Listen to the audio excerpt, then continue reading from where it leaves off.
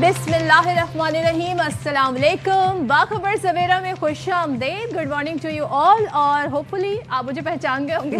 मैं सदफ अब्दुल जब्बार और मेरे साथ होते हैं साइम खान। उम्मीद करते हैं आपके दिन का आगाज बहुत खुशगवार होगा। आप कहाँ पे थी वैसे? मैं तो जनाब छुट्टियों पर थी। वैसे उम्र मुबारक आपको। बहुत शुक्रिया, बहुत शुक्रिया। आपके पीछे से आपको पता है रावी भी गुजर गया। रावी से पहले कराची में बारिश बरस गई। वो बारिश जिसका आपको याद है कि जब मैं शो कर रही थी थ्रू आउट मैं इंतजार कर रही होती थी, लेकिन बाखुदा ऐसी बारिश का मैंने हरगिज नहीं मुतालबा किया था, दुआ की थी। एंटिसिपेट नहीं की थी कि ऐसी बारिश हो जाएगी कराची के अंदर। इतनी बारिश के गाड़ियां डूब रही। बस से मैंने जो मंजर देखे थे, होपफुली के सब ठीक ठाक खैरियत से बाकी चीजें। ज्यादा अल्लाह का शुक्र है कि जानी नुकसान की इत्तलात नहीं थी, लेकिन लोगों का माली नुकसान बहुत ज्यादा हुआ। जिस तरीके से गाड़ियां शारा फैसल में डूबी हुई थी, मनाजिर भी आपने देखे होंगे। लेकिन सदफ अब बात यहाँ से बढ़ चुकी है। अब आप देखें कि सियालकोट में पिछले दिनों एक तो दरिया बिफरे हुए थे, सेकेंडली वहां पर 600 मिलीमीटर बारिश रिकॉर्ड की गई।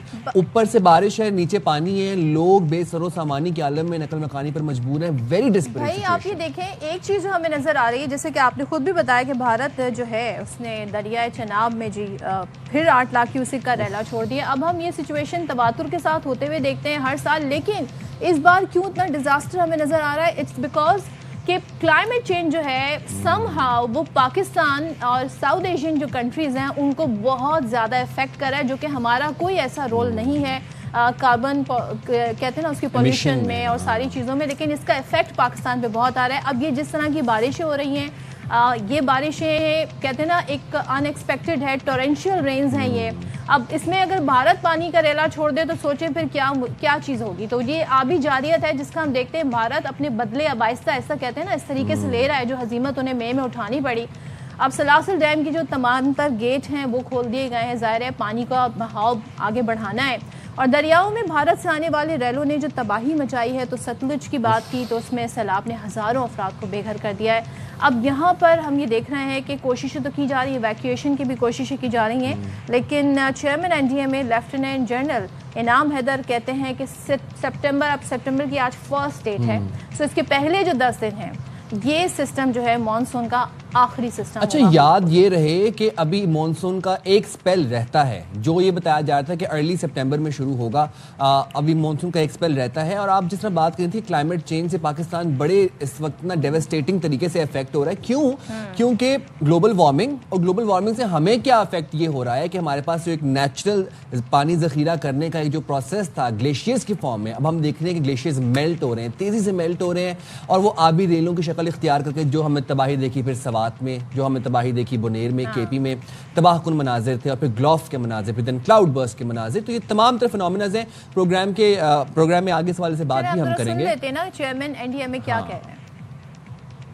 सितंबर के एक और low pressure system bay of Bengal से मुतवक्को है। बड़े दरिया हैं जो इस वक्त पंजाब के ऊपर जिसका स्ट्रेस ज्यादा है, इस वक्त इनके अंदर जो दबाव है मराला, जसड़ और गंडा सिंह वाला में, त्रीमू में ये तकरीबन 7 से 8 लाख क्यूसेक का रेला आएगा।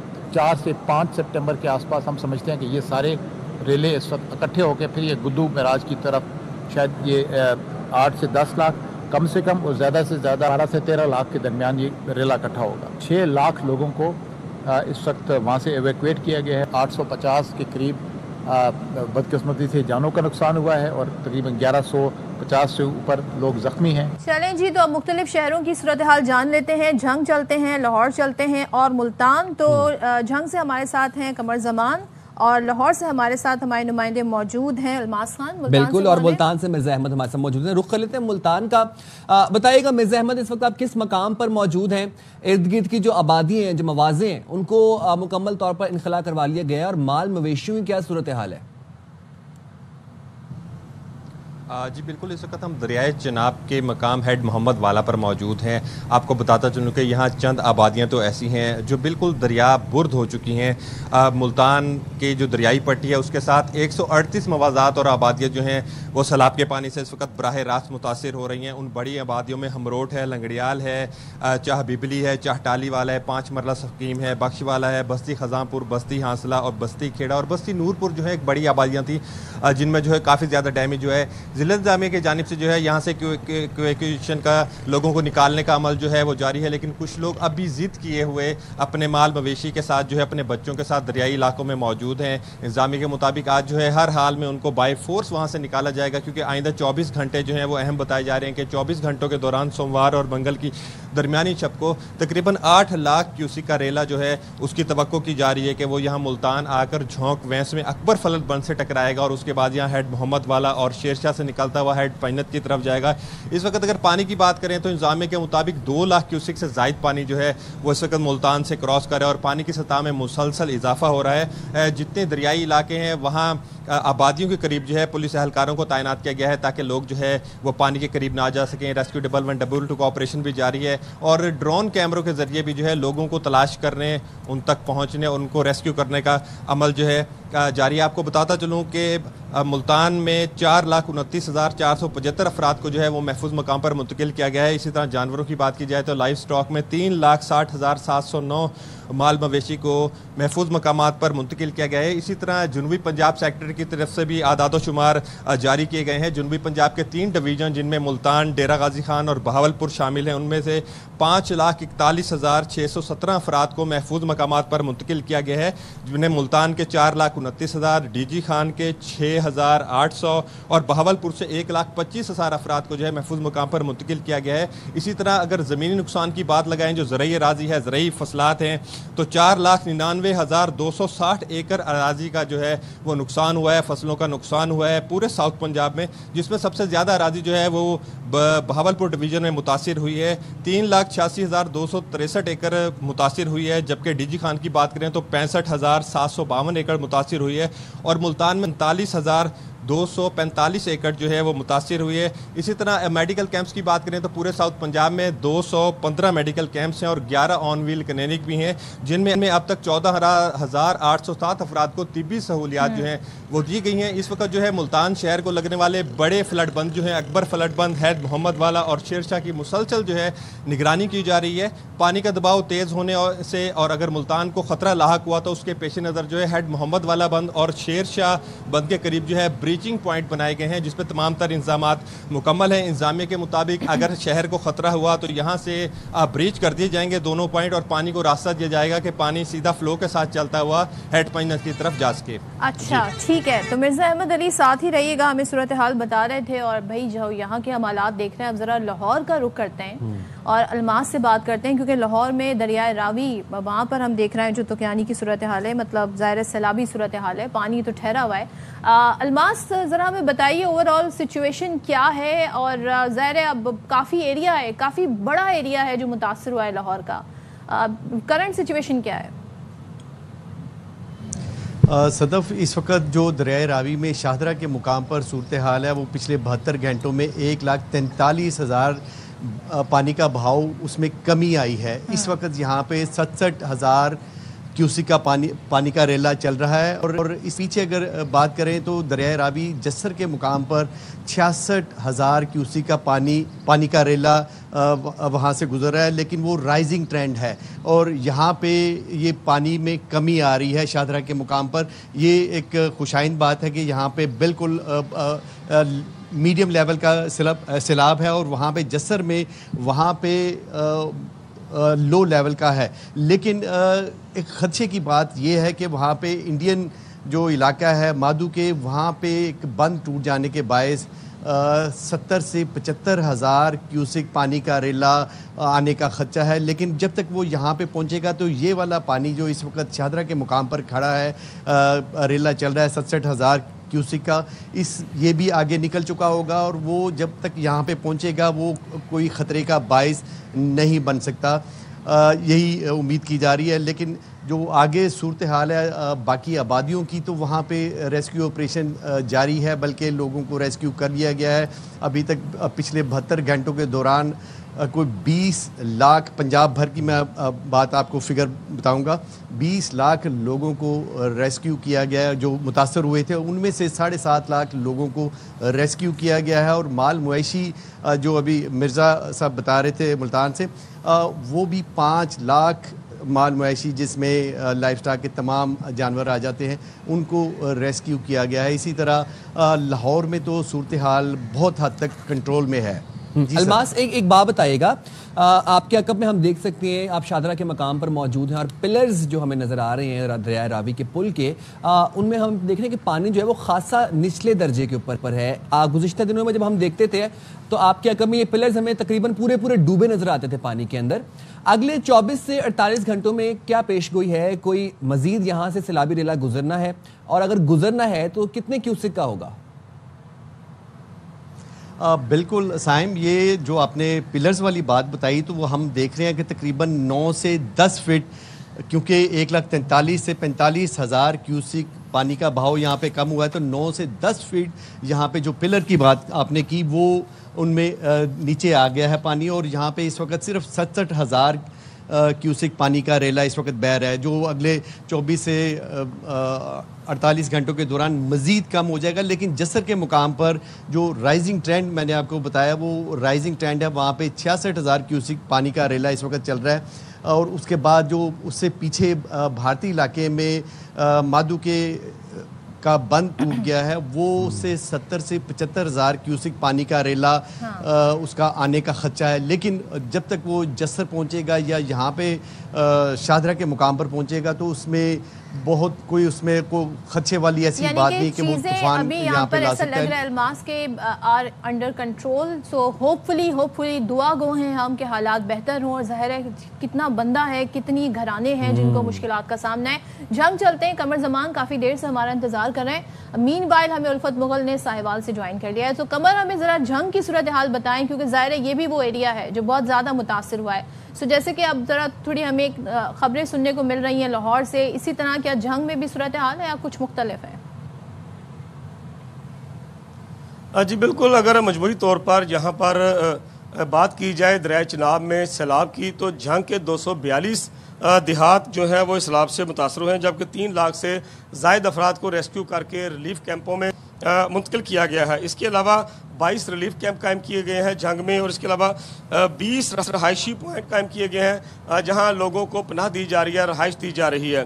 اس وقت اگر پانی کے لیول کی بات کی جائے تو گزشتہ رات 9 بجے تک کی رپورٹ کے مطابق 4,93,000 کیوسک پانی تریمو ہیڈ سے گزر رہا تھا, جو اب کم ہو کر 4,79,000 کیوسک تک رہ گیا ہے, یعنی کہ اس میں کمی دیکھنے میں آ رہی ہے. اور اس دوران 14,000 کیوسک پانی جو ہے اس میں کمی آئی ہے.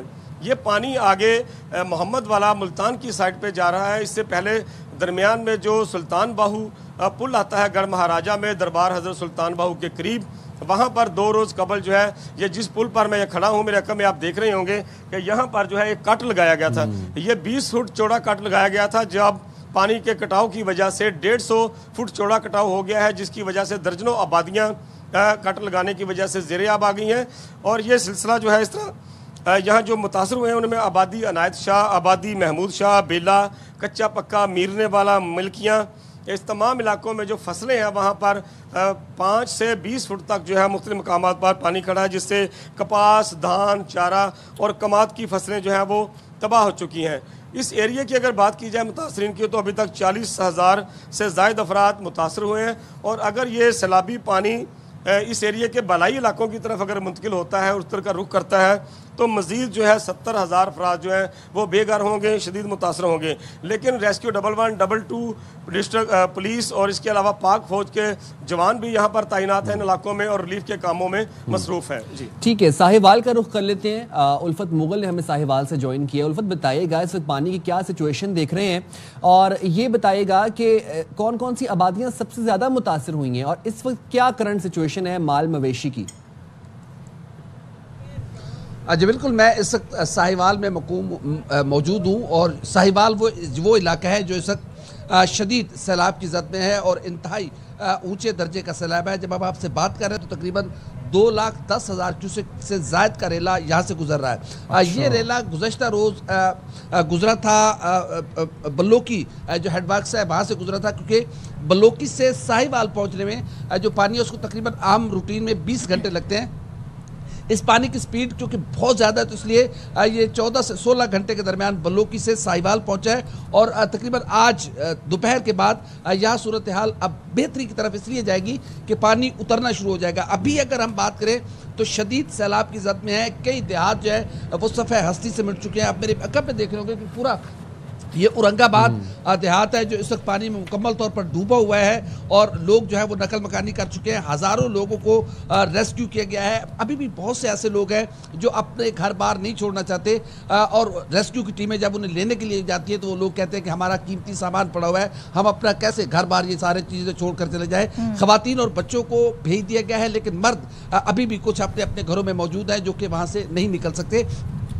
اس کے باوجود جہاں پر جو ریسکیو کا عمل ہے اس کو ایسا انداز میں نپٹایا جا رہا ہے, لوگوں کو کھانا فراہم کیا جا رہا ہے اور جو مخیر حضرات ہے یہ ہمارے معاشرے کا سب سے جو بڑا اور پلس پوائنٹ وہ یہ ہے کہ ہم ایک دوسرے کا دکھ درد بانٹتے ہیں.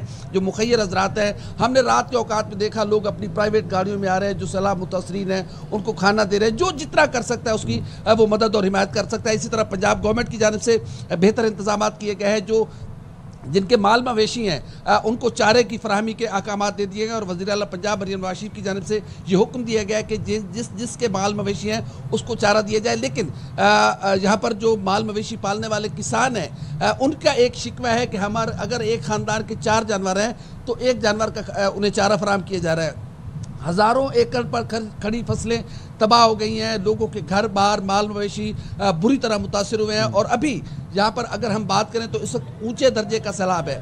یہاں سے اگر جس مقام پہ میں کھڑا ہوں شاہانہ برج اسے کہتے ہیں, اگر اس کے دوسری طرف جائے تو پھر آگے سمندری اور فیصل آباد اور وہ علاقے شروع ہو جاتے ہیں. وہاں کے مکینوں نے کل احتجاج کیا تھا کہ آپ اس جو مین روڈ ہے فیصل آباد اور ساہیوال کو ملانے والا مین روڈ ہے اس کو کٹ لگایا جائے, ادروائز ہمارے علاقے متاثر ہوں گے. تو لیکن انتظامیہ نے کہا کہ اگر ہم یہ کٹ لگائیں گے تو پھر جو آمد و رفت کا ذریعہ ہے وہ ختم ہو جائے گا. تو اس طرح کے مسائل اور مشکلات ابھی قائم ہیں. یہاں پر پانی کی سطح یہاں پر جوں کی توں ہے, کم نہیں ہوئی, لیکن یہ بھی امکان ہے کہ اس سے زیادہ بڑھنے کے امکانات نہیں ہیں. ایسا جب وقت گزرے گا تو پانی کی سطح نیچے جائے گی انشاءاللہ. بہت شکریہ الفت ہمارے ساتھ تھے, الماس آپ کا بہت شکریہ, مرزا احمد علی آپ کا شکریہ, قمر زمان آپ کا بہت شکریہ. اور ظاہر ہے ہماری کوشش یہ ہے کہ اپنے جو نمائندگان ہیں ان کے تھرو جو کرنٹ سچویشن ہے وہ جان سکے. ساہیوال میں ہم نے دیکھا ابھی ذرا پانی جو ہے وہ اونچے درجے کا ہے. ایک چیز جو مجھے بہت اچھی لگی پاکستانیوں کی, and I really want to mention it, جو میں نے کراچی کی بارشوں میں بھی دیکھا اور جو میں اس سیلاب کی صورتحال میں دیکھ رہی ہوں, کہ لوگ کوئی انہیں نہیں کہتا, ان کے پاس اتنا مال و متاع بھی نہیں ہے, ان کے پاس اتنے اپنے اخراجات اٹھانے کا خرچہ بھی نہیں ہے, لیکن وہ مدد جب کرتے ہیں کسی مشکل میں گھرے لوگوں کو دیکھ کے, اپنے پاکستانیوں کو دیکھ کے, تو وہ جذبہ جو پاکستانیوں کا ہے وہ میں ہمیشہ ہر مشکل حالات میں دیکھتی ہوں. مجھے بڑی خوشی ہوتی ہے, چاہے بارش ہو, لوگوں نے اپنے گھر کے دروازے کھول دیے تھے, مدد کر رہے تھے, کھانے پینے سے شیلٹر پرووائڈ کر رہے تھے. اور اسی طریقے سے میں دیکھ رہی ہوں سیلاب میں بھی انتظامیہ تو ظاہر انتظامیہ تو کرے گی, انتظامیہ کتنا کرے گی, لیکن یہاں پر ہم دیکھتے ہیں جو مقامی لوگ ہوتے ہیں وہ بہت ہیلپ کرتے ہیں. تو salute to all Pakistanis, hats off. And خاص طور پر جس طرح سے ایئر وائی نیوز کے نمائندے کو بھی میں آپ مینشن کرنا چاہوں گا, پوری ٹیم جس وقت متحرک ہیں, آفٹر ایوری آور ہمیں کرنٹ سچویشن سے اپڈیٹ کرتی ہیں. اٹس ناٹ ایزی اپنی جان پر کھیل کر. اپنی شاہدرہ کے مقام پر اتنا شدید پانی تھا, شدید طغیانی تھی, آج شکر ہے وہاں پر حالات کنٹرولڈ ہیں. اچھا اب بتاتے ہیں آپ کو کہ دریائے ستلج اور دریائے راوی کے سیلاب نے 1,00,000 ایکڑ سے زائد رقبے کو نقصان پہنچایا ہے. اوکاڑا کے ماڑی پتن کی اگر بات کی جائے وہاں پر اونچے درجے کا سیلاب ہے. اس وقت جب ہم آپ سے بات کریں تو وہاں سے 2,00,000 کیوسک کا ریلا گزر رہا ہے اور 35 دیہاتوں کو سیلابی پانی نے اپنی لپیٹ میں لے لی ہے. تو بات کر لیتے ہیں, وہاں پر ہمارے نمائندے موجود ہیں اس وقت, ہمیں وہاں سے اپڈیٹ بھی کر رہے ہیں. جان لیتے ہیں ذوالفقار ملک سے. ہاں جی بتائیے ذوالفقار. جی بالکل, اوکاڑا کے حدود سے گزرنے والے دریا راوی اور دریا ستلج کے سیلابی پانی کی بے رحم لہروں نے 1,00,000 ایکڑ سے زیادہ فصلوں کو ڈبو کر رکھ دیا, بلکہ ہزاروں کی تعداد میں خاندانوں کو بے گھر ہونے پر مجبور کر دیا. سینکڑوں کی تعداد میں سیلابی پانی نے غریب محنت کشوں کے آشیانے دریا برد کر دیے. اس وقت دریا راوی ماڑی پتن کے مقام پر اونچے درجے کا سیلاب ہے. پانی کی آمد 2,15,000 کیوسک سے زیادہ ہے. سیلابی پانی کی زد میں آنے والے متاثرین نے سیلاب کو نکالنے کے لیے ضلعی انتظامیہ کی طرف سے تھرمل ڈرون کا استعمال شروع کر دیا گیا.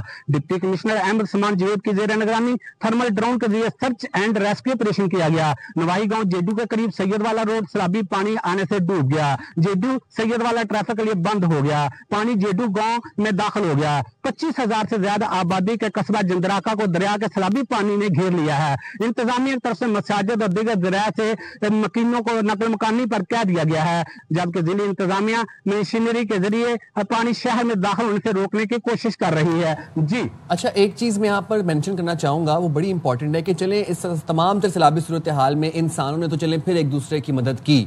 किसी ने हेल्पलाइन पे कॉल कर ली, कोई खुद अपनी मदद आपके तहत अपने इलाकों से इंखला कर लिया। जो बेज़बान जानवर हैं, चले माल मवेशियों की तो हमें सूरत हाल पता है, देही इलाकों में जिस तरीके से मवेशी कॉम्प्रोमाइज हुए हैं, पूरे मनाज़िर जब हम देखते हैं बड़ी बड़ी भैंसें और बाकायदा ये जो ज़रई इलाके हैं यहाँ पर इन लोगों की लाइफ लाइन ही जानवर हैं। लेकिन आप देखें जिस तरह सियालकोट में बारिश हुई, अब वहाँ पर पूरे सियालकोट में 5-6 फुट पानी था। किसी ने सोचा वैसे कि स्ट्रीट एनिमल्स कहाँ गए? वहाँ पर जो बिल्लियाँ थीं, जो कुत्ते थे, देयर ऑल गॉन। वहाँ पर इंसानों के चलने की जगह नहीं थी। मुतासिर हुए। और आपने जो बात मेंशन की साइम, इसके साथ साथ हम ये देख रहे हैं कि पूरा जो आपका एक निज़ाम ज़िंदगी है वो दरहम बरहम हो जाता है। स्कूल्स बच्चे नहीं जा पा रहे हैं। ज़ाहिर है अपनी जान सबसे ज़्यादा इंसान की कीमती होती है। उसके बाद हम ये देख रहे हैं कि पोलियो की इंसदादी मुहिम वो मुतासिर हुई है, और ये वो जो इलाके हैं जहाँ पे सबसे ज़्यादा ज़रूरत थी, और ज़ाहिर है इसको एक रेगुलर रहना बहुत ज़रूरी है। तो इसलिए मैंने ये मेंशन किया क्योंकि मैं इस वक्त आपको मुजफ्फरगढ़ की जो सूरत हाल हमारे नुमाइंदगान के थ्रू बताने वाली हूँ।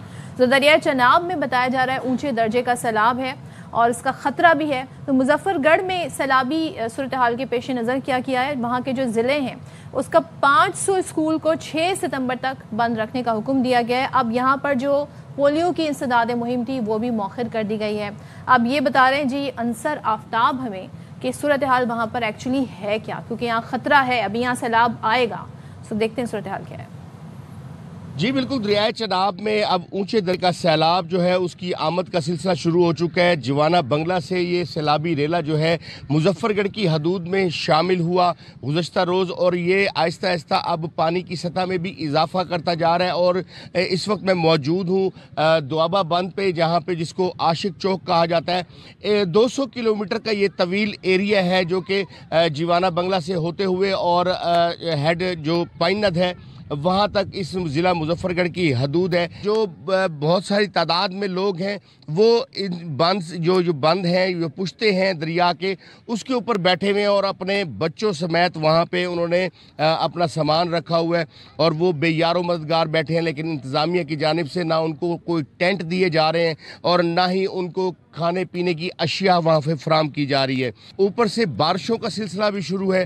अपने बच्चों को वो बचाने के लिए जो प्लास्टिक के शापर हैं उनमें वो पनाह लेते हैं। लोग जो हैं अभी भी इंतज़ामिया के तमाम तर इक़दामात से नाखुश हैं और उनका ये कहना है कि अभी तक हमें चीज़ों की फरहमी जो है उसमें तातुल का शिकार है। और वो ये कहना जो यहाँ पे लोग हैं वो बार बार मीडिया पे या दीगर चीज़ों पे यही कह रहे हैं कि हमें यहाँ पे कोई चीज़ फराहम नहीं की जा रही, जबकि इंतज़ामिया का दावा है कि हमने इनको तमाम तर चीज़ें इनके लिए मुहैया कर दी और इनको हम रिलीफ कैंपों में लेके जा रहे हैं। जी अच्छा, एक चीज़ मैं, क्योंकि मेरा थोड़ा एक्सपीरियंस रहा 2011-12 का जो सैलाब था, तो इन इलाकों में जाके वहाँ से रिपोर्टिंग करने का, एक चीज़ जो हमने देखी कि सैलाब आ जाता है, गुजर जाता है, पानी जो खड़ा रहता है उससे जो वहाँ पर बीमारियाँ पनपती हैं, उसके लिए भी पेशी इक़दाम करना बहुत ज़रूरी होते हैं। क्योंकि ज़ाहिर है पानी जहाँ जहाँ होगा वहाँ पे मच्छरों की अफजाइश होगी और उसके बाद ज़ाहिर है मच्छर से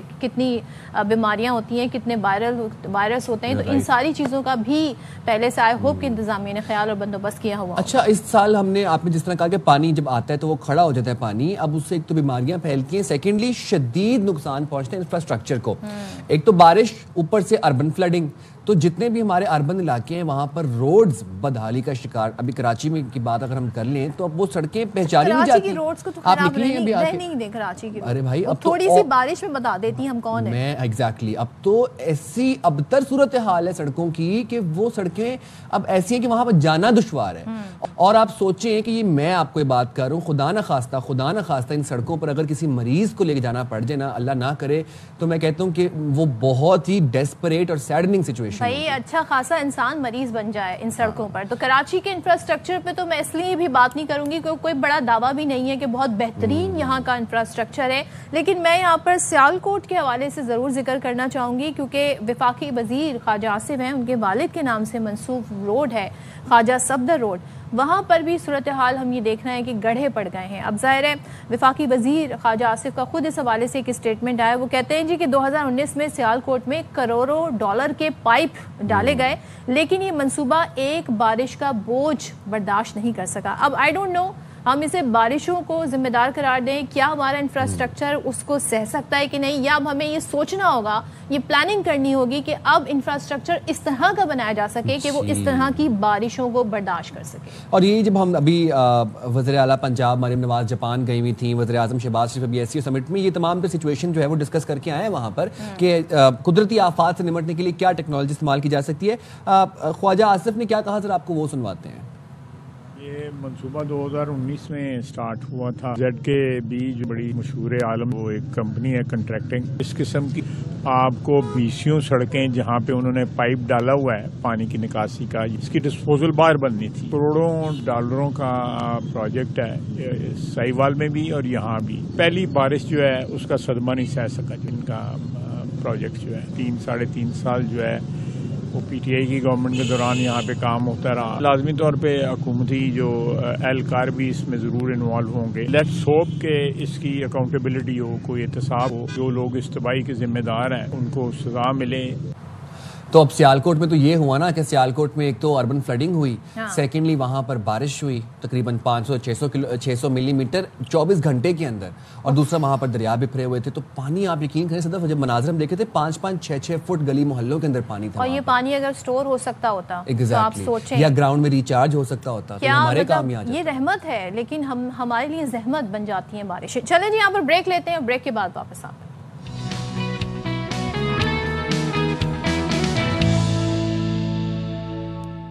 वेलकम बैक वंस अगेन। तो पहले हम मुजफ्फरगढ़ की बात कर रहे थे, अब जरा हम आपको आज़ाद कश्मीर का इलाका है भिम्बर, वहाँ की सूरत हाल कुछ बताते हैं, क्योंकि यहाँ पर बारिश हो रही है और वक्फे वक्फे से बारिश हो रही है। और बारिशें जब होती हैं तो अब सब ज़रा अलर्ट भी हो जाते हैं कि बारिशें हो कैसी रही हैं। यहाँ पर मसला ये भी है कि लैंड स्लाइडिंग का खदशा है, और आज़ाद कश्मीर में 3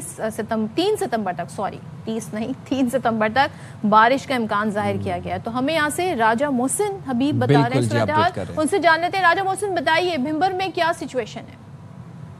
जी बिल्कुल, मैं इस वक्त मौजूद हूँ भिम्बर आज़ाद कश्मीर में और बात करता चलो हालिया बारिशों की तबाहकारियों की। तो जिला भर में जो मुतअद्दिद राब्ता सड़कें थी वो लैंड स्लाइडिंग की जर्द में आकर जो है वो जगह जगह से बंद हो गई थी। महकमा शरात की जानिब से बाज़ मकामात पर जो है वो 60% है वो सड़कें जो है वो इस वक्त बहाल कर दी गई हैं। महकमा शरात का मजीद कहना है कि महदूद वसाइल के अंदर जो है वो काम जो है वो बहाली के लिए तेजी से जारी है। दूसरी जानब मैं बात करता चलूँ, बाज मकामात पर जो है वो जिला भर में दर्जनों के हिसाब से लोगों के जो मकान है वो भी जमीन बोस हो गए थे। मकान की छत गिरने से दादी और पोती जहाँ बाक हो गई थी। इस वक्त भी जो लैंड स्लाइडिंग के जो खदशात हैं वो बरकरार हैं। ज़िले इंतजामिया की जानिब से बार बार हदायत की जा रही है कि लोग गैर जरूरी सफर से इजतनाब करें और नदी नालों के करीब मत जाएं, जबकि महकमा मौसमियात का यही बताना है कि ये बारिशों का सिलसिला आइंदा 4 रोज तक जो है वो वक्फे वक्फे से इसी तरह जो है वो जारी रहेगा। जी अच्छा, कश्मीर वाली साइड पे ना एक ये भी मसला है कि वहां पर थोड़ी सी बारिश होती है तो फौरन लैंड स्लाइडिंग का खदशा हो जाता है। क्यों? क्योंकि वहां पर अगर आप एग्जैक्टली वहां के पहाड़ अगर आप देखें ना, वहां पे गुलाबी पहाड़ हैं, वो मट्टी वाले पहाड़ हैं, और वहां पे ना वो चिकनी मट्टी जब बारिश के साथ जब मिलती है तो फिर बहुत ज्यादा खदशा बढ़ जाता है लैंड स्लाइडिंग का। वो गदला पानी जिस मनाज़र में एग्जैक्टली, तो बड़े बड़े पत्थर जो हैं वो विद इन लाइक सेकेंड्स आपकी सड़क के ऊपर आके गिर जाते हैं। तो बहुत ज्यादा आप जो आज़ाद कश्मीर में इस वक्त हमें यहाँ पर लोग देख रहे हैं बाखबर सवेरा के प्लेटफॉर्म से, आप लोग घरों में रहें। अगर बहुत नागुज़ीर है आपका ट्रैवल करना तो फिर आप ट्रैवल करें, वरना यही है कि सैलाबी सूरत हाल में खास तौर पर अब जब बारिशें हो रही हैं, लैंड स्लाइडिंग हो रही है, तो आप घरों में रहना ही बेहतर है। और साइम एक चीज जो इस साल जो हमने ऑब्जर्व की है, एंड आई होप कि इंतजामिया जो तमाम सूबों की हुकूमतें हैं नेक्स्ट ईयर के लिए جب بھی مانسون کا سیزن آئے گا ہمیں بہت زیادہ تیاری کرنی ہوگی اور اس سال کی جو سچویشن ہے اس کو مد نظر رکھتے ہوئے ساری پلاننگ کرنی ہوگی، کیونکہ اب بارشیں عام بارشیں نہیں ہیں، اب سیلاب، پھر اگر اس میں ساتھ میں بھارت بھی اگر سیلابی ریلا چھوڑ دے تو پھر آپ کے اوپر مزید مشکل آ جاتی ہے۔ اچھا، لاہور کی جب ہم بات کر رہے تھے تو لاہور میں ہمیں پازیٹیو وہاں سے خبریں آنا شروع ہوئی کہ یہاں سے جو ہے پانی وہ اترنا شروع ہو گیا ہے، لیکن جو اسکول تھے ظاہر وہ بند ہیں اور موسم گرما کی تعطیلات کے بعد اسکول آج سے کھل گئے ہیں، جبکہ سیلاب سے متاثرہ علاقوں میں ابھی بھی اسکول بند ہیں، وچ از ویری وائز۔ اور ڈپٹی کمشنر لاہور نے نوٹیفیکیشن جو جاری کیا ہے وہ یہ بتا رہا ہے کہ شہر کے تمام اسکول 1 سپٹمبر یعنی آج سے دوبارہ کھلنے جا رہے ہیں، بلکہ کھل گئے ہوں گے، اب تو بچے اسکول میں ہوں گے۔ اور ضلع انتظامیہ یہ کہتی ہے کہ والدین اور طلبہ اسکول انتظامیہ سے رابطے میں رہیں، تمام اسکول محکمہ اسکول ایجوکیشن کی ہدایت پر عمل کریں۔ اب بیسیکلی پورا لاہور تو خیر اس سیلاب کی زد میں نہیں آیا تھا، لیکن دریائے راوی کے اطراف کے جو علاقے تھے، خاص طور پر شادرہ اور وہ جگہیں، وہ سوسائٹیز جو کہ دریائے راوی کے بیڈ کے اوپر بنائی گئی تھیں، وہ تو آبویسلی وہ تو زیر آب آئیں۔ سیکنڈلی پھر فاروق آباد، برکت کالونی، یہ جو ملحقہ علاقے تھے، اب ہم نے مناظر یہاں تک بھی دیکھے صدر صدف کے جو دیہی آبادیاں تھیں دریائے راوی کے ارد گرد، وہاں کے لوگوں نے باقاعدہ موٹر وے کے کنارے بے سر و سامانی کے عالم میں رات گزاری، اور بلکہ پرسوں ترسوں لاہور میں اچھی خاصی بارش بھی ہوئی ہے، پراپر ہیوی۔ لاہور کو تو عادت ہے ویسے بارشوں کی، لیکن جیسے سیلابی صورتحال جو ہے ظاہر اس پورے ملک کو متاثر کرے۔ اسکول دوبارہ کھل گئے بچوں کے، اور ہوپ فلی اب ظاہر ہے ایجوکیشن کا جو سلسلہ ہے وہ بھی سارا چلتا رہے گا، لیکن جہاں جہاں ابھی بھی متاثر علاقے ہیں وہاں پہ اسکول بند ہیں، اور ظاہر ہے وہ اب ڈیلی بیسس پہ پیرنٹس کو یہ خیال رکھنا پڑتا ہے کہ وہ نوٹیفیکیشن کے حساب سے انہیں اپڈیٹس ہوں، تو اس کے لیے آپ کے والدین، بچوں کے والدین کو اپڈیٹڈ ہونا ضروری ہے، اسکول کب سے کھل رہے ہیں کب نہیں۔ ظاہر ہے امور زندگی تو چلنے ہی ہیں، وہ نہیں رک سکتے، کیا کریں، مطلب بارش ہوں گی تو بس بیٹھ جائیں، یہ تو کر سکتے ہیں کہ ہم اپنی حفاظت کے لیے گھر میں بیٹھ جائیں، لیکن ظاہر ہے کچھ روزگار کے لیے ہیں، جیسے ہم آئے ہوئے ہیں اور لوگ ہیں، بہت سارے کام جو ہیں وہ کرنے پڑتے ہیں۔ بالکل، شادیاں بھی ہو رہی ہیں، شادیاں بھی ہو رہی ہیں، دیکھیں اچھا سیلاب ہو تو کیا شادی جن کی ڈیٹیں فکس ہیں ان کی تو شادیاں ہونی ڈیٹیں شادی کی ڈیٹ، اب یہ لیٹ می کلیریفائی، شادی کی ڈیٹ فکس ہے، ناٹ ڈیٹیں فکس ہیں، ہاں جن کی شادی کی ڈیٹس فکس ہیں۔ اب چاہے اگر مطلب لڑکی والے پوسٹ پون بھی کریں، لیکن لڑکے والے جو ہے نا وہ کہتے ہیں بھائی جان ہم نے پہنچنا ہے بارات لے کے۔ تو عارف والا کی اب آپ کو ایک خبر سناتے ہیں تھوڑی انٹرسٹنگ سی۔ عارف والا میں کیا ہوا کہ باراتی بھی سیلاب میں پھنس گئے، اور سیلاب میں پھنسے باراتیوں نے ریسکیو 112 سے رابطہ کیا، اور ریسکیو ٹیم نے سیلاب میں پھنسے باراتیوں کو کشتیوں کے ذریعے محفوظ مقامات پر پہنچایا۔ یعنی یہ وہ بارات ہے جو کشتی سے پہنچی ہے، سوچیں، ورنہ تو لوگ بسوں میں جاتے ہیں، گاڑیوں میں جاتے ہیں، یہ کشتی سے بارات۔ مطلب میں اب آن اے ویری لائٹر نوٹ یہ سوچ رہا تھا کہ اس قوم کو سیلاب بھی ڈرا نہیں پایا، وہ انہوں نے کہا سیلاب آتا رہے گا، ہم پہلے اپنی شادی جو ہے وہ بھائی تو مطلب کیا شادی روک دیں، ڈیٹ فکس ہو گئی، انویٹیشن چلے گئے، کارڈ چھپ گئے، کیا کرے، اتنا خرچہ ہو گیا۔ بھائی دلہا ہی بہ جاتا تھا تو پھر شادی کس سے کرنی تھی؟ چلے انہوں نے اللہ نے خیر کی۔ ہاں اوور آل صورتحال ذرا ہم جان لیتے ہیں، اور ظاہر ہے ہم ایکسپرٹ جو ہیں صورتحال کی، اور کہاں کہاں کیا خطرہ موجود ہے، کہاں صورتحال بہتر ہوئی ہے، کیا لوگوں کی مدد کے لیے کیا گیا ہے، اس پر بات کر لیتے ہیں۔ NDMA کے ترجمان ڈاکٹر طیب شاہ صاحب ہمارے ساتھ موجود ہیں۔ Thank you so much doctor Tayyab join کرنے کے لیے۔ سب سے پہلے تو ذرا بتا دیں کہ کون سے وہ علاقے ہیں جن میں ابھی بھی خطرہ ہے، کیونکہ ظاہر ہے جب ہم اوور آل سچویشن کی بات کرتے ہیں تو سب سے پہلے ان لوگوں کو یا ان علاقوں کو مدد کی ضرورت ہے جہاں پہ خطرہ موجود ہے۔ جی السلام علیکم۔ چونکہ مونسون کا 9th اسپیل ابھی رواں ہے، اور ایک active weather system right now again Pakistan کے انہی ریجنز کو افیکٹ کرے گا، جس میں نارتھ ایسٹرن یعنی شمال مشرقی پنجاب، آزاد جموں کشمیر، اور upper catchment area of Sutlej river, Ravi river, اور جو چناب ریور ہے۔ یعنی اس وقت پاکستان کے اندر پورا Punjab right now under danger ہے۔ وی کین ناٹ سے کہ ابھی خدا نہ خواستہ کوئی سچویشن ابھی ڈیولپ ہو رہی ہے، لیکن آنے والے کل اور پرسوں چونکہ یہ پریڈکشن ہے کہ اگین کافی شدت سے بارشیں انڈین ایلیگلی آکوپائڈ جموں کشمیر اور Indian region of Himachal Pradesh, Uttarakhand, Haryana اور پنجاب میں ہوگی، جس کا ایفیکٹ یہ ہوگا کہ پاکستان کے ریور فلوز راوی، چناب اور ستلج میں اگین بڑھیں گے۔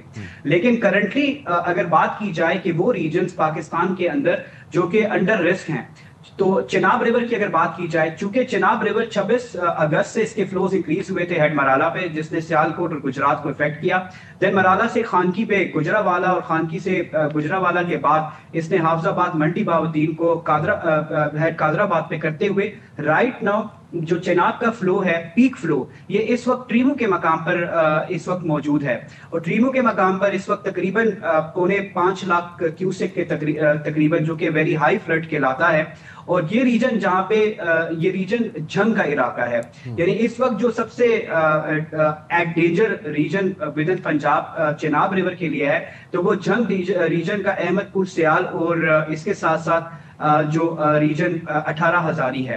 جنگ ریجن میں جب یہ پانی انٹر ہوتا ہے تو اس کے ساتھ جہلم کا بھی پانی انٹر ہوتا ہے لیکن الحمدللہ جہلم کے اتنا فلو اس وقت ہے نہیں تو جنگ کی بات یہ ہے. آگے یہ پانی نیچے آئے گا تو اس کے اندر راوی کا ریور بھی شامل ہو جائے گا کھانے وال کے پاس. اور اگر راوی ریور کی بات کی جائے راوی ریور چونکہ جسر کے مقام پر فلوز اب لوگ سے نارمل کی طرف چلے گئے ہیں اور نارووال کا ریجن اور اس کے بعد شاہدرہ میں بھی اس نے اپنی پیک تقریباً 2.5 لاکھ پکڑی اور لاہور کے ریجن کو اس نے افیکٹ کرتے ہوئے اب نیچے بلوکی میں سائیوال اور ٹوبا ٹیکسیم کو افیکٹ کرتے ہوئے اب یہ فلو جو ہے یہ سدنئی کے مقام یعنی خانے وال کے ریجن کی طرف اس کا ابھی دباؤ پڑ چکا ہے.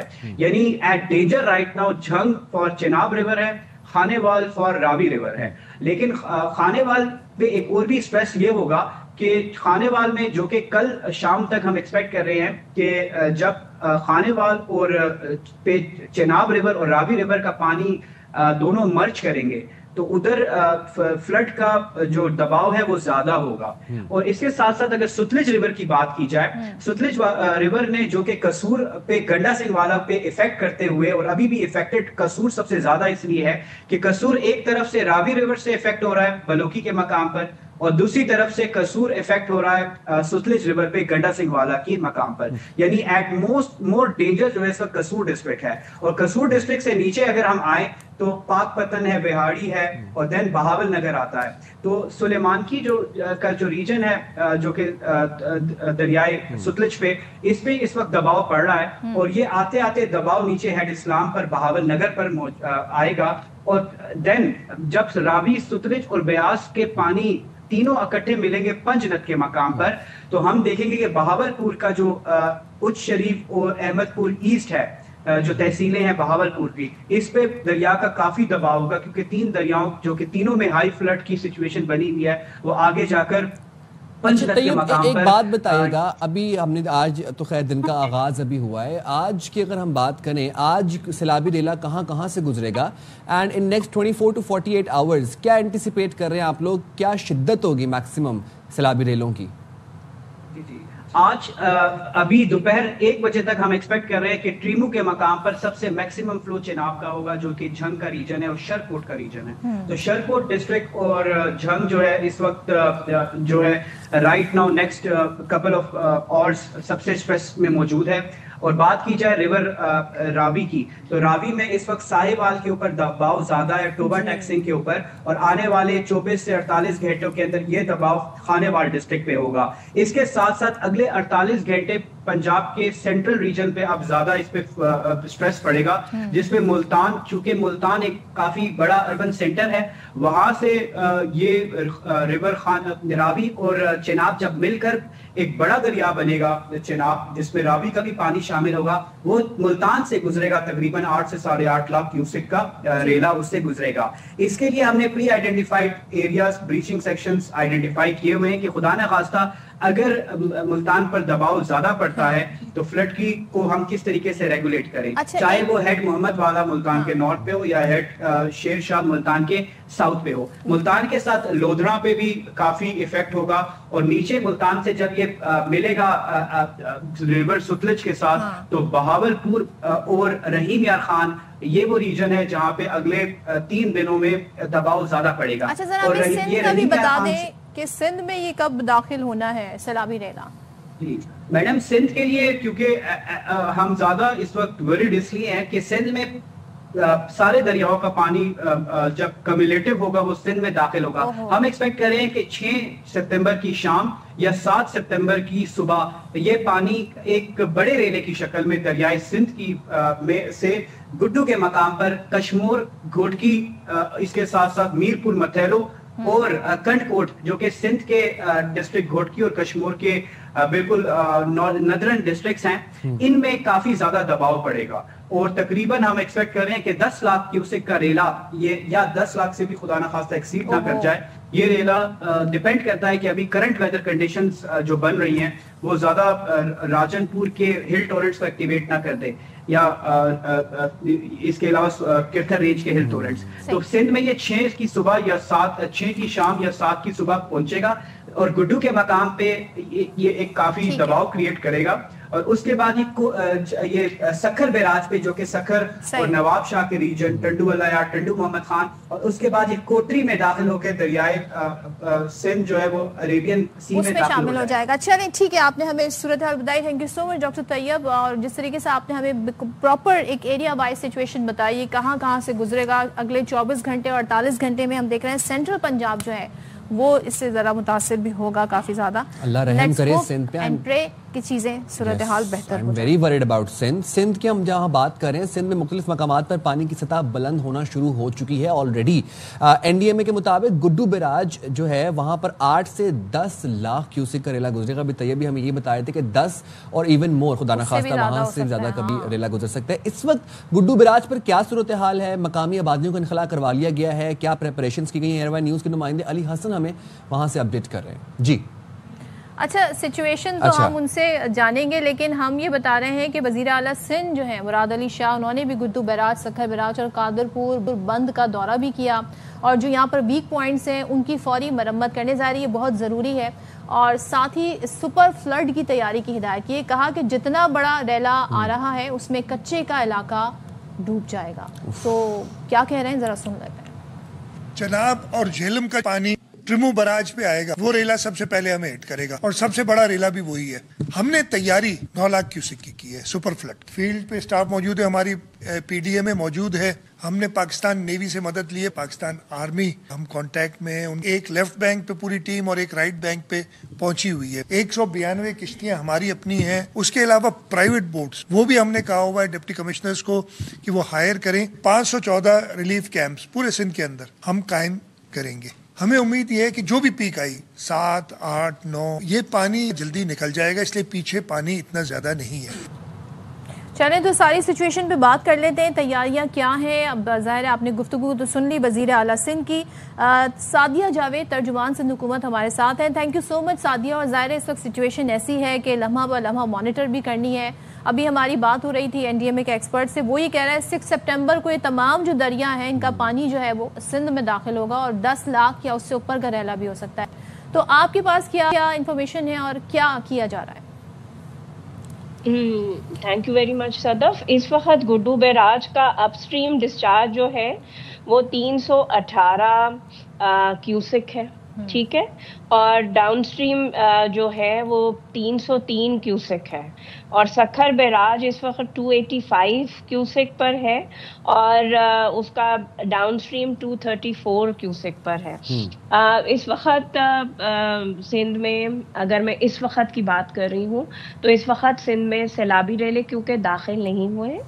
ہم ایکسپیکٹ کر رہے ہیں، این ڈی ایم اے نے ابھی آپ کے میں سن رہی تھی انہوں نے 6-7 کا ہے، لیکن جو ہم ایکسپیکٹ کر رہے ہیں کہ ٹیوزڈے اور وینسڈے کی درمیانی شب جو ہے وہ پانی سندھ کے بیراجز کی طرف گڈو کل پرسوں کی بات جی کل اور پرسوں، کیونکہ جب یہ پانی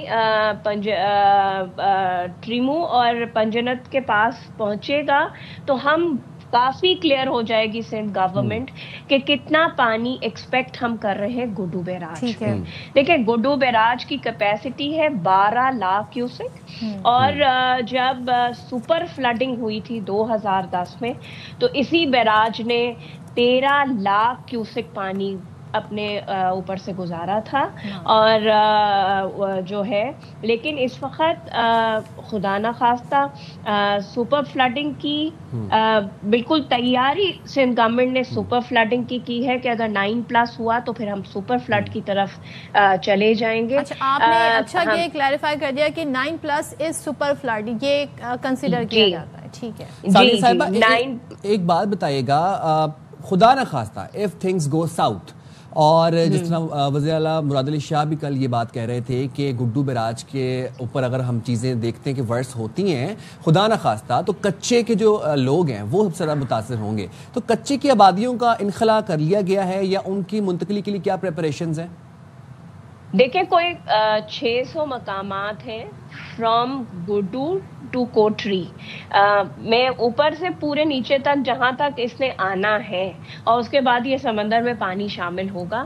وہاں رائٹ بینک اور لیفٹ بینک پہ 600 جو ہے وہ جو لوگوں کو وہاں سے نکالا جائے گا ان سپاٹس کو مارک کر دیا گیا ہے لوکل ایڈمنسٹریشن کے ساتھ. وہاں کمپلیٹ پریپریشن ہے. جو سرکاری عمارتیں قریب موجود ہیں ان کو خالی کرا لیا گیا ہے کیونکہ لوگوں کو منتقل کرنے کی اگر ضرورت پڑی. 15 لاکھ کی آبادی ہے جو کچے کی ہے جس کو اگر خدا نہ خواستہ ورس سچویشن میں ہم سپر فلڈنگ کی طرف گئے تو ان کو کمپلیٹلی ایویکویٹ کرنا ہوگا. اچھا یہ آپ کہہ رہی ہیں کہ سپر فلڈ کیسے آپ لوگ اندازہ لگائیں گے؟ 8-9 سے اوپر ہوگا تو لگائیں گے. کس مقام پہ جا کے اندازہ ہوگا کہ یہ سچویشن جو ہے انڈر کنٹرول ہو سکتی ہے؟ کیونکہ آپ نے 2010 کا ریفرنس دیا کہ 13 لاکھ سے اوپر کا پانی یہاں سے گزرا تھا گڈو سے. جی پنجنت کے پاس جب پنجاب سے یہ پانی پنجنت کے پاس پہنچے گا اور گڈو بیراج کے لیے وہ اپنا سفر شروع کرے گا اس وقت سندھ گورنمنٹ کو ایکوریٹ فگرز تو خیر کوئی بھی نہیں کر سکتا لیکن اس وقت ایک رف آئیڈیا ضرور سندھ گورنمنٹ کو مل جائے گا کہ گڈو بیراج پر کتنا پانی متوقع ہے. اس جگہ پر تمام دریا جو ہیں وہ مل جائیں گے. پانی ایک جگہ ہوگا پھر وہ گڈو کی طرف بڑھنا شروع کرے گا. اس وقت پر ایک پکچر یقیناً کلیئر ضرور ہوگی کہ کتنا پانی گڈو بیراج کو سے گزرے گا. دیکھیں کوئی بھی ایسی میکینزم تو ہے نہیں کہ ایگزیکٹ فگرز ہوں گے لیکن ایک رف آئیڈیا ضرور سندھ گورنمنٹ کو مل جائے گا. کچے کے علاقے کو پروٹیکٹ کر دیکھیں ایک تو پہلی بات یہ کہ لوگوں کو کچے کے علاقے سے نکالنا بہت مشکل ہوتا ہے کیونکہ وہ راضی نہیں ہوتے. کوئی بھی علاقہ ہو لوگ راضی نہیں ہوتے گھروں کو چھوڑنے کے لیے. لیکن سندھ حکومت نے جیسے کہ آپ نے خود ابھی شارٹ سنایا کہ چیف منسٹر صاحب نے کہا کہ ہم نے سپر فلڈنگ کی تیاری کی ہے. 15 لاکھ لوگ ہیں جو وہاں ہیں ہمارے پاس. ایک ایک آدمی کی لسٹ ہے کتنا مال مویشی ہے اس علاقے میں اس کو بھی سیکیور کرنا ہوگا. تو اس کے لیے پی ڈی ایم اے پاکستان نیوی کیونکہ ظاہر سی بات ہے بورڈز کے ذریعے لوگوں کو شفٹ کرنا ہوگا وہ سارے لوگ ایکٹیو ہیں. باقی اریگیشن کا ڈپارٹمنٹ. سعدیہ ایک چیز اور بتا دیں کوئی ایمرجنسی نمبر جس پہ لوگ رابطہ کر سکیں ڈی سی اوز کے نمبر کچھ ایسے ہیلپ لائن نمبر جو آپ لوگوں کے ساتھ شیئر کرنا چاہیں سچویشن؟ جی وہ آج سکھر سے گڈو سے سکھر کیونکہ ابھی پہلا متاثر علاقہ وہی ہوگا وہاں کے لیے سی ایم صاحب نے کل کہہ دیا ہے وہ ایمرجنسی لائنز کو ایکٹیو آج سے کر دیا جائے گا تاکہ لوگوں کو اطلاع بھی دی جا سکے اور ان کو اگر کوئی پرابلم ہو تو وہ گورنمنٹ سے رابطہ کر سکے بر وقت رابطہ کر سکے. بہت شکریہ سعدیہ صاحبہ. اور یہاں ہم جائیں گے چھوٹی سی بریک پہ حاضر ہوں گے. بریک کے بعد اسٹے رہتے ہیں بتا.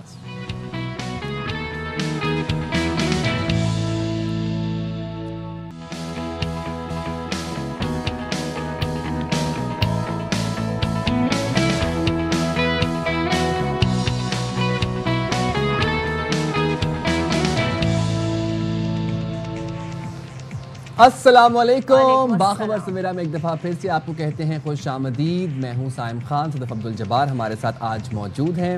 آج کیا مطلب اب سے موجود ہیں 2 ہفتے بعد آج آپ ہمارے ساتھ موجود ہیں. ویورز نے بڑا مس کیا آپ کو. لوگوں کی محبت ہے. مجھے میسیجز بہت سارے میسیجز ملے بہت سوائے کچھ لوگوں کے. تو جناب باخبر سویرا کے پیج کو آپ فیس بک انسٹاگرام ایکس یوٹیوب پر فالو کرنا مت بھولیے گا پلیز. اگر کوئی امپورٹنٹ سیگمنٹ انفارمیشن آپ سے مس ہو جاتی ہے تو آپ وہاں پر دیکھ سکتے ہیں. امید کرتے ہیں ویسے آپ کے دن کا آغاز بہت خوشگوار ہوا ہوگا اور آپ کو ذرا ایک خوشگوار خبر سے ہی ویسے گھنٹے کا آغاز کرتے ہیں. میں کر دوں خوشگوار خبر سے آغاز. تو وہ یہ ہے کہ جی وزارت خزانہ نے پیٹرولیم کی جو مصنوعات کی پیٹرولیم مصنوعات کی جو قیمتیں ہیں اس میں رد و بدل کا نوٹیفیکیشن جاری کیا ہے. جو موجودہ قیمت ہے وہ 264 روپے 61 پیسے برقرار رکھنے کا فیصلہ کیا ہے. تو اس میں جی یہاں پہ ہم کوئی رد و بدل نہیں دیکھ رہے ہیں. ہائی اسپیڈ ڈیزل کی قیمت میں 3 روپے فی لیٹر کمی کی گئی ہے، جبکہ نئی قیمت 269 روپے 99 پیسے فی لیٹر ہے.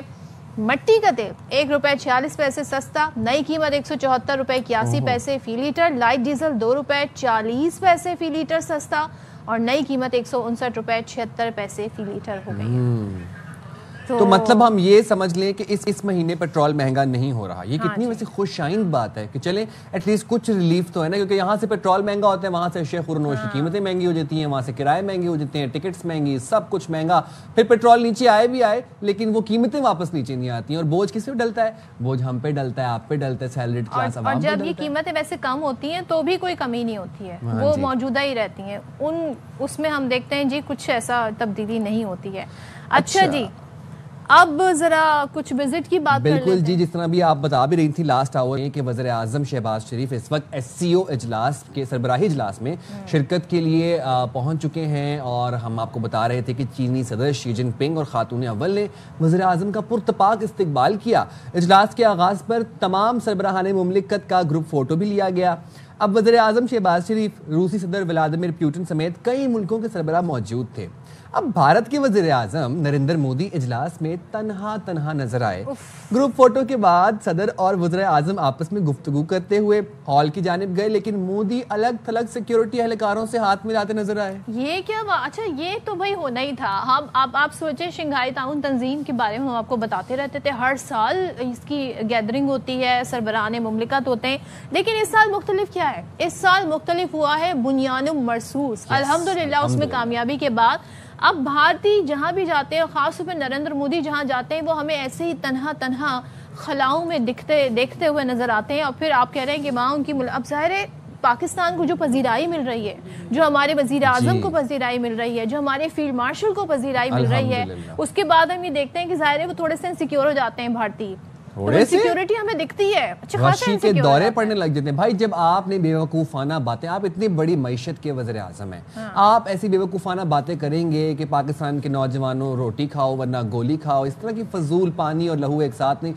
یہ باتیں اب ایسے بیسیکلی ہوا کیا ہے کہ بھانڈا پھوٹ گیا ہے، ایکسپوز ہو گیا ہے. بھارت جو خطے میں اپنی دھاک بٹھانا چاہتا تھا پوری عالمی برادری کو پتہ چل گیا. اور یہ اب آپ یہ مناظر دیکھ رہے ہیں کہ مودی جو تھے وہ کس طریقے سے فومو ہو رہا ہوگا ان کو. میرے خیال سے he was cornered and وزیر اعظم was standing with all the boys, all his squad. اس میں رجب طیب اردوان تھے، اس میں بیشتر اور بھی ممالک کے سربراہان مملکت تھے، ہم منصب بھی تھے. صدر پیوٹن سے بھی وہ ملاقات ہوئی ان کی، لیکن ہمیں نا بڑے وہ اگنورڈ نظر آئے. پیوٹن سے ملاقات جب ہو رہی ہے تو مجھے وہ یاد آ گیا S-400.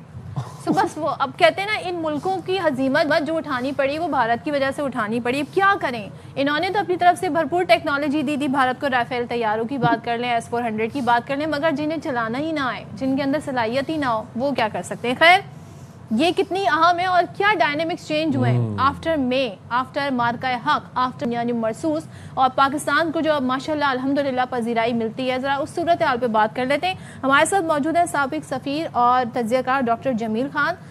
جمیل خان صاحب تھینک یو سو مچ. ظاہر ہے اس پہ تو ہم بات کریں گے پاک چین دوستی، شنگھائی تعاون تنظیم، اس کی اہمیت، اس کی سگنیفیکینس، لیکن سب سے پہلے بتائیے جو استقبال ہو رہا ہے ہمارے پرائم منسٹر کا، ہمارے ڈیلیگیشنز کا، ہمارے فیلڈ مارشل عاصم منیر کا آفٹر بنیان مرصوص، تو اس پہ حوالے سے آپ کیا کہیں گے؟ What has change actually? In fact ہر بدلتے دن کے ساتھ اور ہر اگلی SCO کانفرنس اور سبمٹ میں پاکستان کی اہمیت مزید کلیدی ہوتی جا رہی ہے. اور اس مرتبہ خاص طور پر جو جنگ جیتی ہم نے اور مارکہ حق میں، اس کے بعد پاکستان کا پروفائل آگے بڑھ گیا. دو باتیں اس میں ہوئی ہیں. ایک تو انڈیا میں جو انڈیا کے ویپنز تھے جن ممالک نے سپلائی کیے تھے وہ ٹیسٹ ہو گئے، ویسٹ انڈیز اور اس میں کچھ رشینز بھی جو آپ نے ذکر کیا بھی، اور اس کے علاوہ چائنیز جتنے بھی ہیں اس میں اس نے ہماری صلاحیت کو بتایا کہ it's a man behind the gun, it's a man behind the machinery. تو اس لحاظ سے ہمارا پروفائل تو یقیناً بڑا ہے.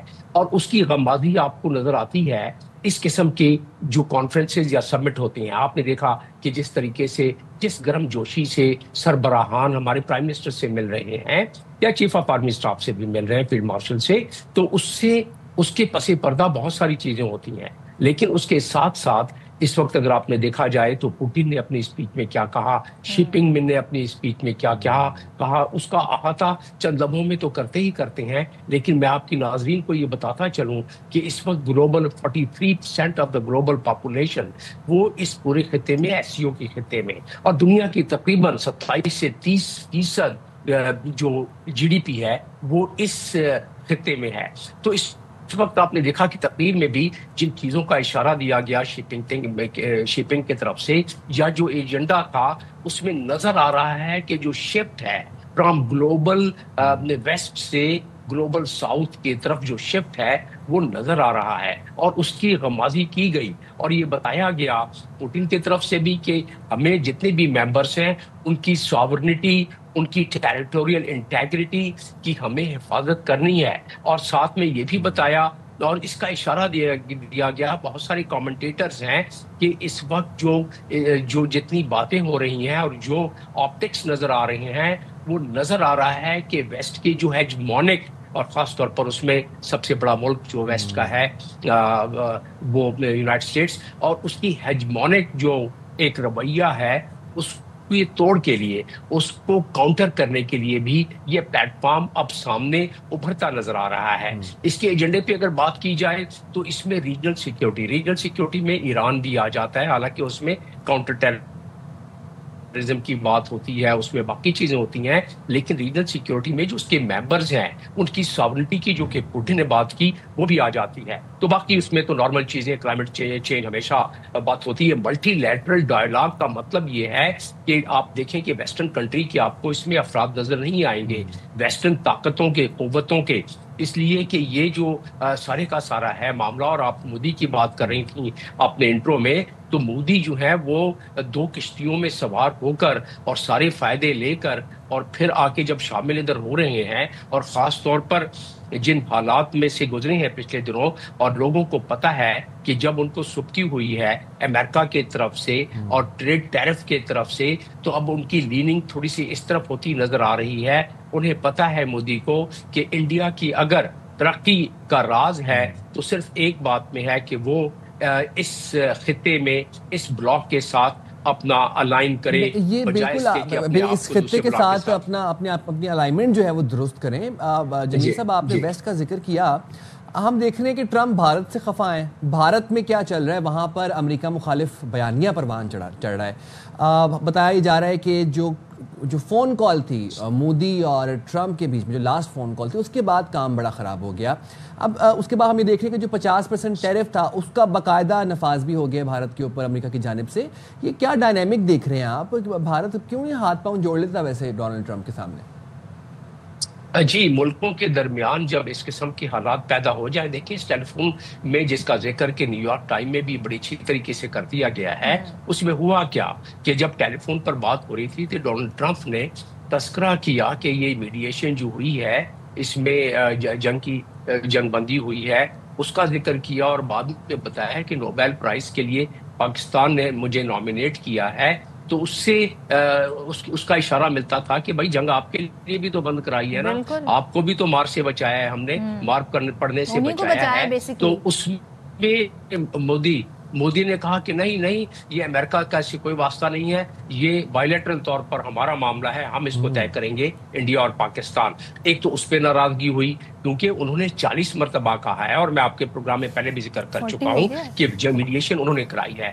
اور ہوا یہ ہے کہ انڈیا کیوں اس طرح کر رہا ہے, کیونکہ انڈیا کا ایک ریٹرک ہے, ایک پورا اس کا فارن پالیسی کا بنیاد اس بات پر ہے کہ بائی لیٹرلزم, کہ پاکستان سے جو بھی معاملات ہم طے کریں گے بائی لیٹرل طریقے سے کریں گے, اور اگر ہم نے کسی اور فریق کی بات سنی یا اس کو آنے دیا تو یونائٹڈ نیشنز کے 6 کے قریب جو سیکیورٹی کاؤنسل کے ریزولوشن ہے کشمیر کے حوالے سے, پھر اس کو ماننا پڑے گا ہمیں. پھر اس معاملے میں کشمیر سے ان کو جو انہوں نے ظلم و زیادتی کی ہوئی ہے اور کشمیر کو 370 اور 35 کے تحت جو اس پہ دبوچ لیا ہے کشمیر کو، تو وہ ان کو چھوڑنا پڑے گا. تو اصل معاملہ پیچھے پس پردہ یہ ہے، ورنہ تو 50% ٹریڈ اپنے اوپر لگا چکے ہیں اور اب ان کو خیال آ رہا ہے کہ بھائی کسی طریقے سے ہم اپنے آپ کو اپنے لیننگ دکھلائیں اس بلاک کی طرف. چائنا رشیا جو کہ بہت بڑی طاقت ہے اور اس بلاک میں شامل ہونے کا اگر ہم انڈیا دیتے ہیں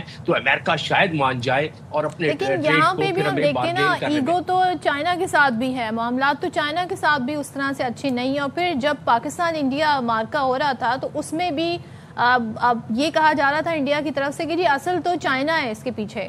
اب ذرا ہم بات کر لیتے ہیں پاکستان چائنا تعلقات کے حوالے سے، بیکاز ظاہر ہے یہ وہ میٹنگز ہوتی ہیں، یہ وہ پلیٹ فارمز ہوتے ہیں جہاں پر مزید تعلقات اسٹرینتھن ہوتے ہیں. سو ہمارے چائنا سے اچھے تعلقات ہیں، لیکن پاکستان کے اب جس اسٹیٹس جس کہتے ہیں نا ہم ایک پوزیشن آف پاور سے بات کر رہے ہیں، یہ تعلقات آگے کہاں جاتے ہوئے دیکھ رہے ہیں؟ تعلقات کا بڑھنا ایک نیچرل ہے. دیکھیں اس میں دو باتیں ہیں. ملکوں کے درمیان جو تعلقات ہوتے ہیں، یہ درست ہے کہ ہماری جو تعلقات ہیں چائنا سے، ہم بہت دفعہ ذکر کر چکے ہیں، اس کی مثال کسی اور ملک سے نہیں دی جا سکتی، کیونکہ وہ ہم کہتے رہے ہیں کہ ہمالیہ سے اونچی اور سمندروں سے گہری، شہد سے میٹھی، اسٹیل سے مضبوط، کی ہم کہتے رہے ہیں اور یہ حقیقت ہے کہ غیر متزلزل تعلقات ہیں. لیکن ملکوں کے درمیان میوچول انٹرسٹ اور میوچول ریسپیکٹ ہوتا ہے جو ہم نے ہمیشہ پاسداری کی ہے. چائنا کا میوچول انٹرسٹ کیا ہے؟ چائنا اس وقت 2.5 مہینے میں اپنی مال برداری کرتا ہے، تیل لے کے جاتا ہے گلف اسٹیٹ سے. یہ سی پیک کے تحت ان کو صرف 1 ہفتے میں پہنچ جائیں گے اور ان کی ایک اسٹریٹجک لائن محفوظ ہو جائے گی. اس وقت وہ خونخوار طریقے سے جو پاس کے وہاں سب مرینز اور نیوکلیئر سب مرینز اور ڈپلائمنٹ ہوئی ہے امریکہ، آسٹریلیا اور یو کے کی طرف سے، اور کوارڈ جو اس کے خلاف ہے، تو وہ کم از کم ساؤتھ چائنا سی کو بلاک کر سکتا ہے. جب تو یہ تو ہو گیا میوچول انٹرسٹ، اسٹریٹجک انٹرسٹ. دوسرا انٹرسٹ یہ ہے کہ اکنامیکلی بھی اگر پاکستان میں جس طرح کہ ابھی فیز 2 پرائم منسٹر بات کرنے کے ابھی اس دفعہ فیصلہ انشاءاللہ جب شپنگ سے ملاقات ہوگی جو کہ ہونے والی ہے، اور لی کوانگ جنہوں نے جو کہ پوری دولت پر ان کو اس پہ اختیار حاصل ہے اس کو خرچ کرنے کا، جو ان کے پریمیئر ہیں ہمارے پاس آ بھی چکے ہیں. تو اس لحاظ سے اگر دیکھا جائے تو پاکستان کے جو ہم کہتے رہے ہیں کہ سی پیک میں تقریباً 70,000 ملازمتیں تو ایک دم ایک ڈائریکٹ ملنے والی بات ہے، اور جو اگر منصوبہ جس طرح ہے تو آپ دیکھیں گی، اور تقریباً اس سے 1.5 ملین کے قریب جو الٹیمیٹلی. اور سب سے بڑی بات یہ ہے کہ شی پنگ نے جو اپنی تقریر میں ذکر کیا ہے کہ ہمیں گلوبل ساؤتھ جو ہے اس کو متحد کرنا ہے، گلوبل ساؤتھ کی سولیڈرٹی کو ہم نے دکھلانا ہے، اور انہوں نے کہا ہے کہ ہم ساروں کو ساتھ لے کے چلنا چاہتے ہیں. تو جہاں تک تعلق ہے چائنا کے میوچول انٹرسٹ کا، ہمارا میوچول انٹرسٹ ان کے ساتھ ہے، مراسم کے ساتھ ساتھ میوچول انٹرسٹ بھی ہے، لیکن ساتھ ساتھ اس کے اب ہمارا جو اکنامک فیز آ رہا ہے فیز 2، جس کے لیے اب رول ڈاؤن ہوگا انشاءاللہ اس میٹنگ کے بعد، اور اب تو فیز 1 تقریباً مکمل ہی ہو چکا ہے، تو اس میں اس کے ثمرات ملیں گے. اس سے کرنا پاکستان کو کیا چاہیے؟ پاکستان کو اپنی سیکیورٹی پر تھوڑا سا دھیان دینا پڑے گا. آپ دیکھیں گے کہ انشاءاللہ پاکستان کا مقدر تابناک ہوگا انشاءاللہ. بہت شکریہ ڈاکٹر جمیل خان صاحب، اور بہت سی خوشائن خبریں آنے والی ہیں آنے والے وقت میں پاکستان کے لیے، ٹریڈ کے حوالے سے، جاب اپرچونٹیز کے حوالے سے، معاہدوں کے حوالے سے، پاکستان کی معیشت کے حوالے سے. بس انشاءاللہ اللہ خیر کرے. اس سال ہم نے اپنے آپ کو اتنا پریپیئر کرنا ہے کہ اگلے سال ہمیں کلائمیٹ چینج کے جو ثمرات ہیں، یہ جو اس کے ڈیوسٹیٹنگ کانسیکوینسز ہیں، یہ بھی نہ برداشت. آئی تھنک اب نیکسٹ ٹائم نا ہمیں اس طرح کی جو میٹنگ ہو نا جہاں بھارت آئے اور پاکستان کا ڈیلیگیشن بھی اور دنیا بھر کی ایک ہمیں لپ ریڈنگ ایکسپرٹ سے رابطہ کرنا چاہیے، تاکہ میں جاننا چاہتی ہوں وزیر اعظم صدر پیوٹن سے کیا باتیں کر رہے تھے. بڑا مجھے انٹرسٹنگ یہ ساری سچویشن لگی تھی، میرے اندر کی کیوریوسٹی جاگ گئی ہے. اچھا وہ سیلیبریٹیز کی ہو رہی تھی نا، کائلی جینر کیا بول رہی تھی ساتھ والے، اور ایک باڈی لینگویج ایکسپرٹ بھی ہونا چاہیے جو بتائے نریندر مودی جو ہے وہ کیا خلا میں سوچ رہے ہوتے ہیں، کون لوگ ہیں جو خلا میں سوچ رہے ہوتے ہیں، اور پھر وہ کیا ان کی بڑا لیفٹ آؤٹ فیل کر رہا ہوگا. ہاں اچھا جی، اب ظاہر ہم آگے بڑھتے ہیں ورنہ تو یہ ٹاپک ایسا ہے جس سے ہم بولتے ہی رہیں اور شو ہمارا ختم ہو جائے. اچھا جی، افغان POR کارڈ ہولڈرز جو ہیں اس حوالے سے جو ان کی واپسی تھی اس کی ڈیڈ لائن اب ختم ہو گئی ہے اور آج سے جو پاکستان میں مقیم PO کارڈ ہولڈرز ہیں ان کو غیر قانونی تصور کیا جائے گا. سو اب کیا کیا جا رہا ہے، ظاہر کارروائی کیا ہو رہی ہے، کہاں کہاں ہو رہی ہے، اس پر بات کر لیتے ہیں. ذوالقرنین حیدر ہمارے ساتھ ہیں. تو ذوالقرنین ذرا ہمیں سچویشن کرنٹ بتائیے کیونکہ آج ڈیڈ لائن ختم ہو گئی ہے. جی بالکل، کل جو ہے وہ آخری دن تھا افغان POR کارڈ ہولڈرز کا اور انہیں کہا گیا تھا کہ جیسے ہی مدت ختم ہونے والی ہوگی اس وقت تک تو ان کو کہا جائے گا کہ وہ خود ہی یہاں سے جانا چاہتے ہیں تو چلے جائیں، ان کے خلاف کسی قسم کی بھی کوئی کارروائی نہیں ہوگی. اور کل جو ہے تورخم بارڈر پر بھی رش دیکھا گیا ہے. جو خود سے جانا چاہ رہے تھے افغان ریفیوجیز وہ کافی تعداد میں وہاں پہنچے بھی ہیں اور وہاں پر ان کو فیسلیٹیز بھی کیا جا رہا تھا. FIA کی جانب سے ان کو واپس بھجوایا جا رہا تھا. جتنے بھی پنجاب سے آنے والے ہیں یا مالاکنڈ مردان سے جو حاجی کیمپس میں رہائش پذیر تھے افغان پذیر، ان کو جلوزئی کیمپ میں رکھا گیا تھا اور وہاں سے ان کو واپس بھجوایا جا رہا تھا. اب کل جو 31 اگست آخری تاریخ تھی، اس کے بعد حکومت پاکستان نے یہ اعلان کیا تھا کہ ان کی تاریخ میں توسیع نہیں کی جائے گی، اس کے بعد کارروائی ہوگی. آج سے باضابطہ جو کارروائی ہے اس کا آغاز شروع ہو جائے گا. پورے ملک میں جتنے بھی افغان باشندہ جہاں رہ رہے ہیں جن کے پاس POR کارڈ تھے اور اب وہ ختم ہو چکے ہیں، ان کو گرفتار کیا جائے گا. گرفتار کرنے کے بعد 14 فارن ایکٹ کے تحت جو ہے ان کے خلاف مقدمہ درج ہوگا اور اس کے بعد ان کو یہاں سے ڈیپورٹ کرنے کا جو سلسلہ ہے وہ شروع کر دیا جائے گا. تمام جو حساس ادارے ہیں اور اس کے ساتھ دیگر جو ہمارے پولیس ہے، FIA ہے، اسپیشل برانچ ہے، جتنے بھی ادارے ہیں وہ سارے کے سارے اب جو ہے ایک دوسرے کے ساتھ کوارڈینیشن ان کی ہو چکی ہے اور ایک مرکزی کنٹرول روم بھی قائم ہو چکا ہے. اس حوالے سے تمام ڈیٹا جو ہے وہ اکٹھا کر لیا گیا ہے. اب جو گرفتار ہوگا ان کے خلاف مقدمہ درج ہوگا اور پھر ان کو تورخم بارڈر پر ایک بات بتائیے گا، جس طرح بھی آپ نے ذکر بھی کیا کہ حاجی کیمپ، ہری پور، مردان، مالاکنڈ، پنجاب سے آنے والے جو افغان باشندے تھے ان کو جلوزئی کیمپ منتقل کیا گیا. اچھا، گزشتہ روز بھی جو رضاکارانہ طور پر افغان باشندے آئے اور وہ ہم نے دیکھا کہ تورخم جو بارڈر ہے وہاں پر شدید رش تھا. ذرا تورخم بارڈر کے حوالے سے بتائیے گا، وہاں انتظامات کیا نہیں پراپر انتظامات ہیں؟ رش کیوں ہو گیا؟ کیا سچویشن تھی وہاں پر؟ جی، رش کی جو وجوہات ہے وہ سیلابی پانی بھی ہے کیونکہ جو پاک افغان روڈ تھا، ایک روڈ جو ایک سائڈ بھی بہہ گئی تھی سیلاب کے پانی میں، جس کی وجہ سے یہ رش جو ہے وہ بڑھ گیا تھا. وہاں پر جو FIA کے کاؤنٹر ہیں وہ بھی بڑھا دیے گئے ہیں تاکہ لوگوں کو جلد بھجوائے جا چکے. تمام جو انتظامات ہیں جو وہاں پہ کیمپ بھی بنائے گئے ہیں تاکہ وہاں پر لوگ بیٹھے رہیں، ان کو سہولت فراہم کی جا سکے اور جیسے ہی صورتحال بہتر ہو تو پھر ان کو نکالا جائے. لیکن صاف ظاہر ہے وہاں پر اس وقت بھی 8 سے 10 کاؤنٹر ہیں تو اگر فرض کیجئے وہاں پر 300-400 بندہ بھی ہے تو تب بھی رش ہی محسوس ہوتا ہے اور ٹائم لگتا ہے. تاہم کل جتنے بھی لوگ تھے ان میں سے زیادہ تر لوگ جو ہے ان کو واپس بھجوا دیا گیا ہے. باقی جتنے تھے ان کو کیمپس میں رکھا گیا ہے اور اسی طرح اب جو گرفتار ہوں گے ان کو وہاں پہ پہنچایا جائے گا. ساتھ ساتھ یہ بڑی اہم چیز ہے کہ اب جو افغانی گرفتار ہوگا اور وہ واپس جائے گا اب وہ بلیک لسٹ ہو جائے گا، اب وہ واپس بھی نہیں آ سکے گا، نہ تو اس کا ویزا لگے گا کیونکہ بہت دفعہ ایسا بھی ہوا ہے کہ یہاں سے ڈیپورٹ کیا گیا ہے تو پھر وہ واپس آ جاتے تھے. جن کو ڈیپورٹ کیا جائے گا ان کو بلیک لسٹ کر دیا جائے گا، واپس نہیں آ پائیں گے. بہت شکریہ ذوالقرنین حیدر، آپ ہمیں اپڈیٹ کر رہے تھے. اور پاکستان میں مقیم افغان باشندے POR کارڈ ہولڈرز ان کی آج واپسی کی جو مدت تھی وہ ختم ہو چکی ہے. اب جو POR کارڈ ہولڈرز افغان باشندے ہوں گے پاکستان میں ان کے خلاف کارروائی ہوگی اور ان کو پھر ڈیپورٹ کیا جائے گا. چلیں جی، اب ذرا بات کر لیتے ہیں پاکستان میں جو کار پالیسی ہے، یعنی کاروں سے متعلق جو حکومتی پالیسی ہے وہ کیا ہے. پاکستان موٹر ڈیلرز ایسوسی ایشن نے حکومت کا جو ڈرافٹ ہے جو کہ ہے موٹر وہیکل ڈیولپمنٹ ایکٹ 2025 اس پر اپنے تحفظات کا اظہار کر دیا. اب ظاہر تحفظات کیا ہیں یہ ہم آپ کے ساتھ اس وقت شیئر کرنے جا رہے ہیں.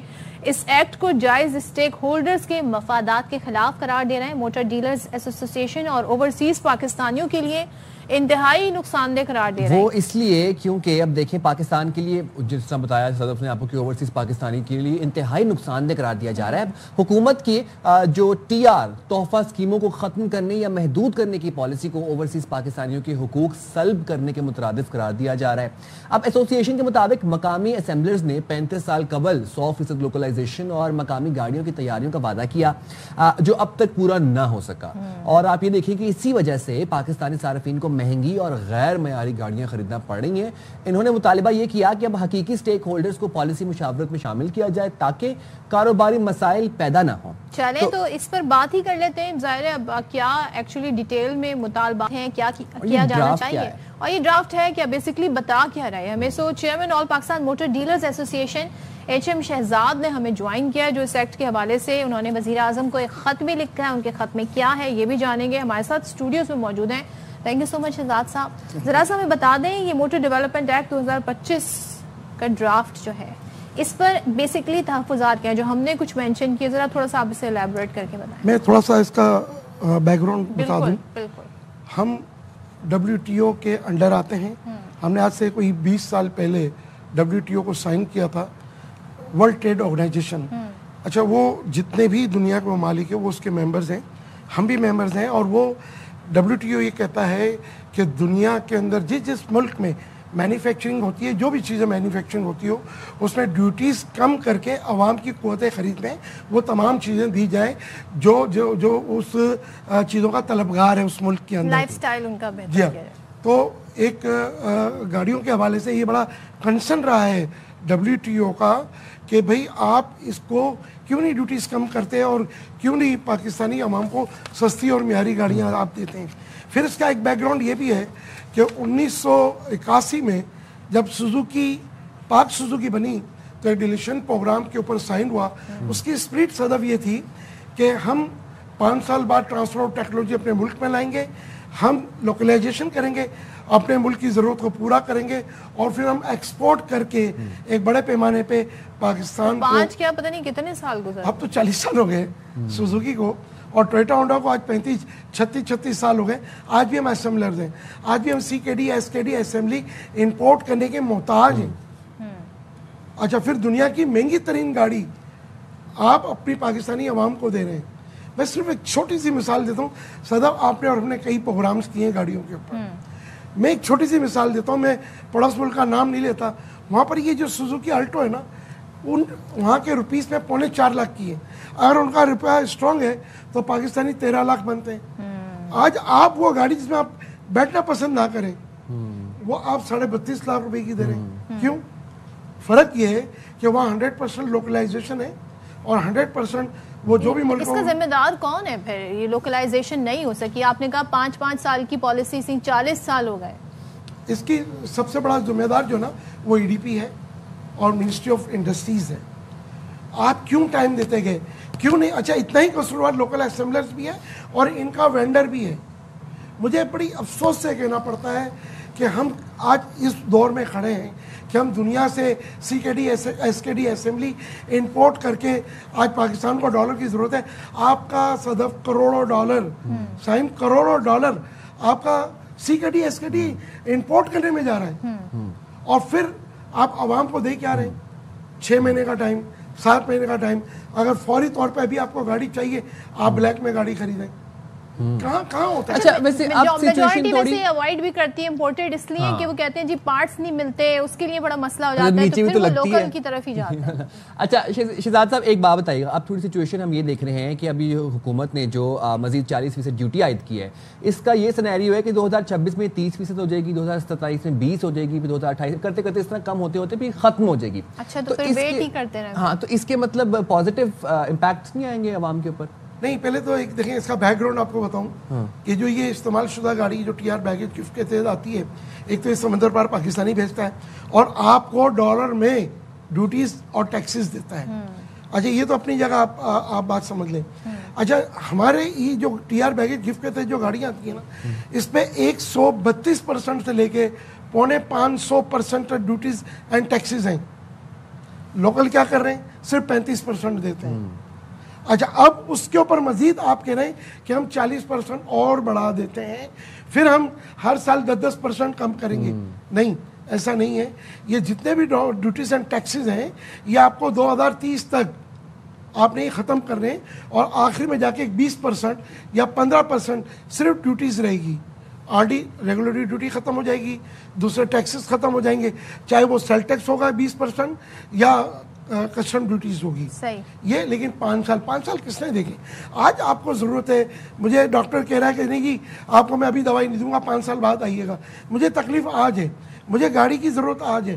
آپ دیکھیں نا ایک چھوٹی فیملی جس کے 2-3 بچے میاں بیوی ہیں, آج وہ ہمارے ملک کی گاڑی لینے سے جو ہے وہ اگر 5 سال پرانی گاڑی آئے گی تو یہ ہم پھر نہ سمجھے کہ ہاں جنک یارڈ بن جائے گا. وہ کتنا اس کی مائلیج کتنا ہوگا, کتنا چلی ہوئی گاڑی ہوگی. وہ دیکھیں ایک تو آپ بات یہ سمجھ لیں کہ جاپان کی جو ڈومیسٹک گاڑی ہے دنیا کی نمبر 1 ایک گاڑی ہوتی ہے. جاپان اپنی عوام کو جو گاڑی دیتا ہے وہ شاید ایکسپورٹ بھی نہیں کرتا اور یہ ڈومیسٹک گاڑی ہی آتی ہے. یہ تو 5 سال پرانی ہے, تو خیر 6 سال اور 10 سال پرانی بھی آستہ 2026 سے آپ جو ہے وہ 10 سال پرانی بھی لا سکتے ہیں. تو ایک تو یہ آپ کو میں بتا دوں, جب وہ ایکسپورٹ سرٹیفکیٹ ایشو کرتا ہے اس کا مطلب ہے کہ وہ 100% engine wise, body wise, suspension wise, petrol average wise, break wise لاجواب گاڑی ہے.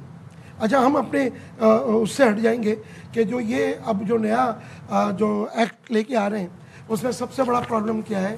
اس میں سب سے بڑا پرابلم یہ کہ جو اس میں آپ نے شرائط ڈال دی ہیں, 2 شرائط تو آپ کی مان لیتا ہوں کہ بالکل ٹھیک ہے کہ جو بھی گاڑی امپورٹ کرے وہ سیل ٹیکس میں بھی رجسٹرڈ ہو, انکم ٹیکس میں بھی رجسٹرڈ ہو. لیکن اس کے ساتھ آپ نے ایک یہ دے دیا کہ جی وہ ای ڈی پی سے لائسنس لے, پھر اس کا اتنا بڑا شو روم ہو, پھر اس کا اتنا بڑا ورک شاپ ہو. بھائی ای ڈی پی کا تو کوئی تعلق ہی نہیں ہے. ای ڈی پی دیکھتا ہے کن چیزوں کو, وہ صرف گاڑیوں کو نہیں دیکھتا. ای ڈی پی اور بہت ساری چیزوں کو بھی پاکستان میں دیکھتا ہے. اس کا کام ہے کوالٹی کو چیک کرنا اور جو بھی اسمبلنگ یہاں چیزیں ہو رہی ہیں اس کو دیکھنا. امپورٹ ایکسپورٹ کا تو تعلق ڈائریکٹلی سیدھا جو ہے وہ کامرس منسٹری سے, وزیر تجارت سے ہے. ہم یہ چاہتے ہیں, ہم نے وزیر اعظم سے بھی اپیل کی ہے, اپنا فائنانس منسٹر سے بھی اپیل کی ہے کہ جناب اس کے اندر ہمیں کامرس منسٹر کے ساتھ بٹھایا جائے. عوام کو سستی معیاری گاڑی دینا چاہتے ہیں اور آپ کو ایک بہت بڑا ریونیو چاہتے ہیں. اور دوسرا لاکھوں لوگ اس کاروبار سے وابستہ ہیں جو 35, 40, 50 سال سے. کیا ہے پھر آپ کی؟ دیکھیں ہم نے کیا کہا ہے کہ آپ ڈائریکٹلی ہمیں انوالو کر کے کامرس منسٹری سامنے بیٹھے ہمارے اور ہمارے ساتھ یہ طے کر لیں کہ یہ گاڑیاں آئیں گی تو کس طرح آئیں گی. دوسرا یہ 40% ڈیوٹی لگانے کا مقصد یہ ہے کہ آپ چاہتے ہیں کہ یہ گاڑیاں نہ آئیں. اچھا جو شرائط آپ نے ڈالی ہیں اس پر من و من جو فائدہ پہنچے گا وہ لوکل اسمبلر کو پہنچے گا یا ان کے آتھرائز ڈیلر کو پہنچے گا. ان کے پاس شو روم بھی ہے, ان کے پاس ورک شاپ بھی ہے, ان کے پاس ای ڈی پی کا آلریڈی لائسنس موجود ہے اور انکم ٹیکس اور سیل ٹیکس میں وہ رجسٹر. سر اس رکاوٹیں تو مطلب ختم یہ ہے کہ گاڑی تو امپورٹ ہوگی اور عوام تو بیسیکلی عوام کو تو ریلیف چاہیے نا. آپ کہنا چھوٹے شو روم والے متاثر ہوں گے لیکن عوام کو تو سستی گاڑی ملے گی. مجھے آپ کو ان کو سستی گاڑی ملے گی جو کہ ہمارے لیے ریلیف ہے. نہیں نہ ملنے کی وجہ کیا ہے کہ ایک طرف وہ جو ہے اپنی گاڑی سی کے ڈی ایس کے ڈی اسمبلڈ بھی کر رہا ہوگا اور دوسری طرف وہ یوز گاڑیاں بھی منگا رہا ہوگا, تو وہ کبھی بھی بہت بڑا فرق نہیں رکھے گا. اچھا ڈائریکٹلی جو ہم لوگ ہیں وہ ہم ان کو کمپٹیشن دے سکتے ہیں, ایک صحت مند کمپٹیشن دے کے عوام کو سستی گاڑی ملے, معیاری گاڑی ملے. اچھا ایک چیز مجھے بتائیں, 2026 سے ہم یہ دیکھ رہے ہیں کہ جو کچھ پلانٹ گاڑیوں کے لگیں گے پاکستان میں, انٹرنیشنلی جو کافی الیکٹرانک فیمس گاڑیاں ہیں ان کے لگیں گے, چارجنگ پوائنٹس بھی لگیں گے, تو اس سے صورتحال بہتر نہیں ہونے جا رہی آپ کے خیال میں؟ کوئی بھی گاڑی پاکستان میں جب تک سستی, معیاری اور عوام کی قوت خرید میں نہیں آئے گی, جب تک ملک میں لوکلائزیشن نہ ہو.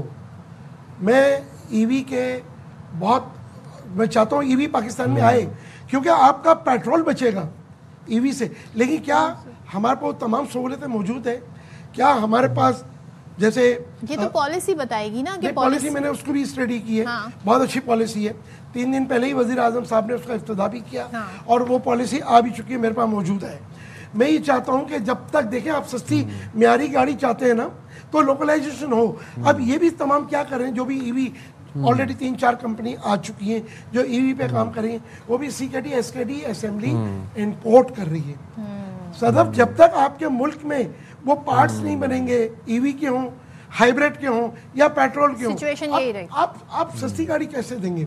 हाँ, सस्ती गाड़ी देने का एक और ही रास्ता है, इस्तेमाल शुदा गाड़ियाँ आएँ, ये 40% आप जो ज़बरदस्ती का टैक्स लगा रहे हैं इसको हटाएं, जो ड्यूटी स्ट्रक्चर है उसको बरकरार रखें, उस पर जो डेप्रिसिएशन मिल रहा है उसको बरकरार रखें, और जो समंदर पार पाकिस्तानियों की जो स्कीम है वो समंदर पार पाकिस्तानियों के लिए होनी चाहिए।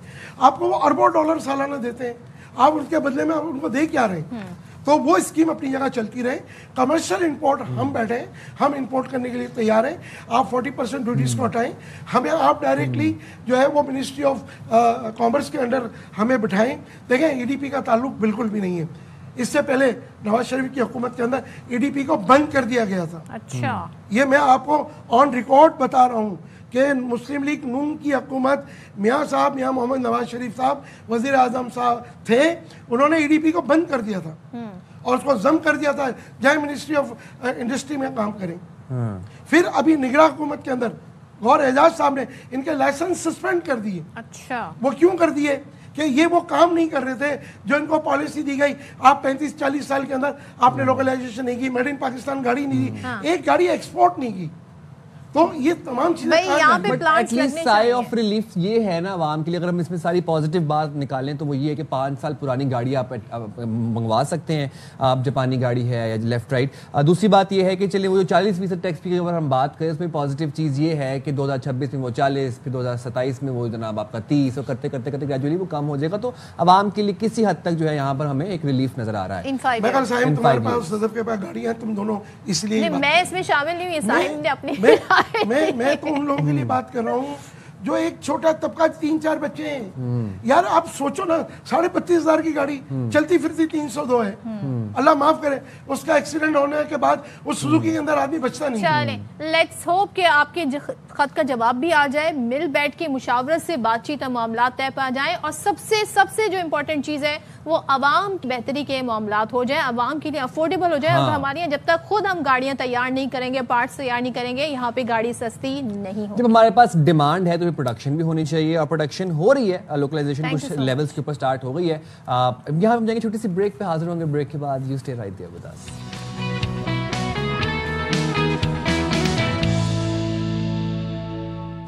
Welcome back. और जनाब कराची एक कॉस्मोपॉलिटन शहर है, मुल्क की रीढ़ की हड्डी है, मईशत की रीढ़ की हड्डी है, लेकिन हर गुजरते दिन के साथ मसाइल बढ़ते चले जा रहे हैं। अभी पिछले घंटे में हम बात कर रहे थे इंफ्रास्ट्रक्चर की बदहाली की, जो बारिशों और सैलाब के बाद हुई।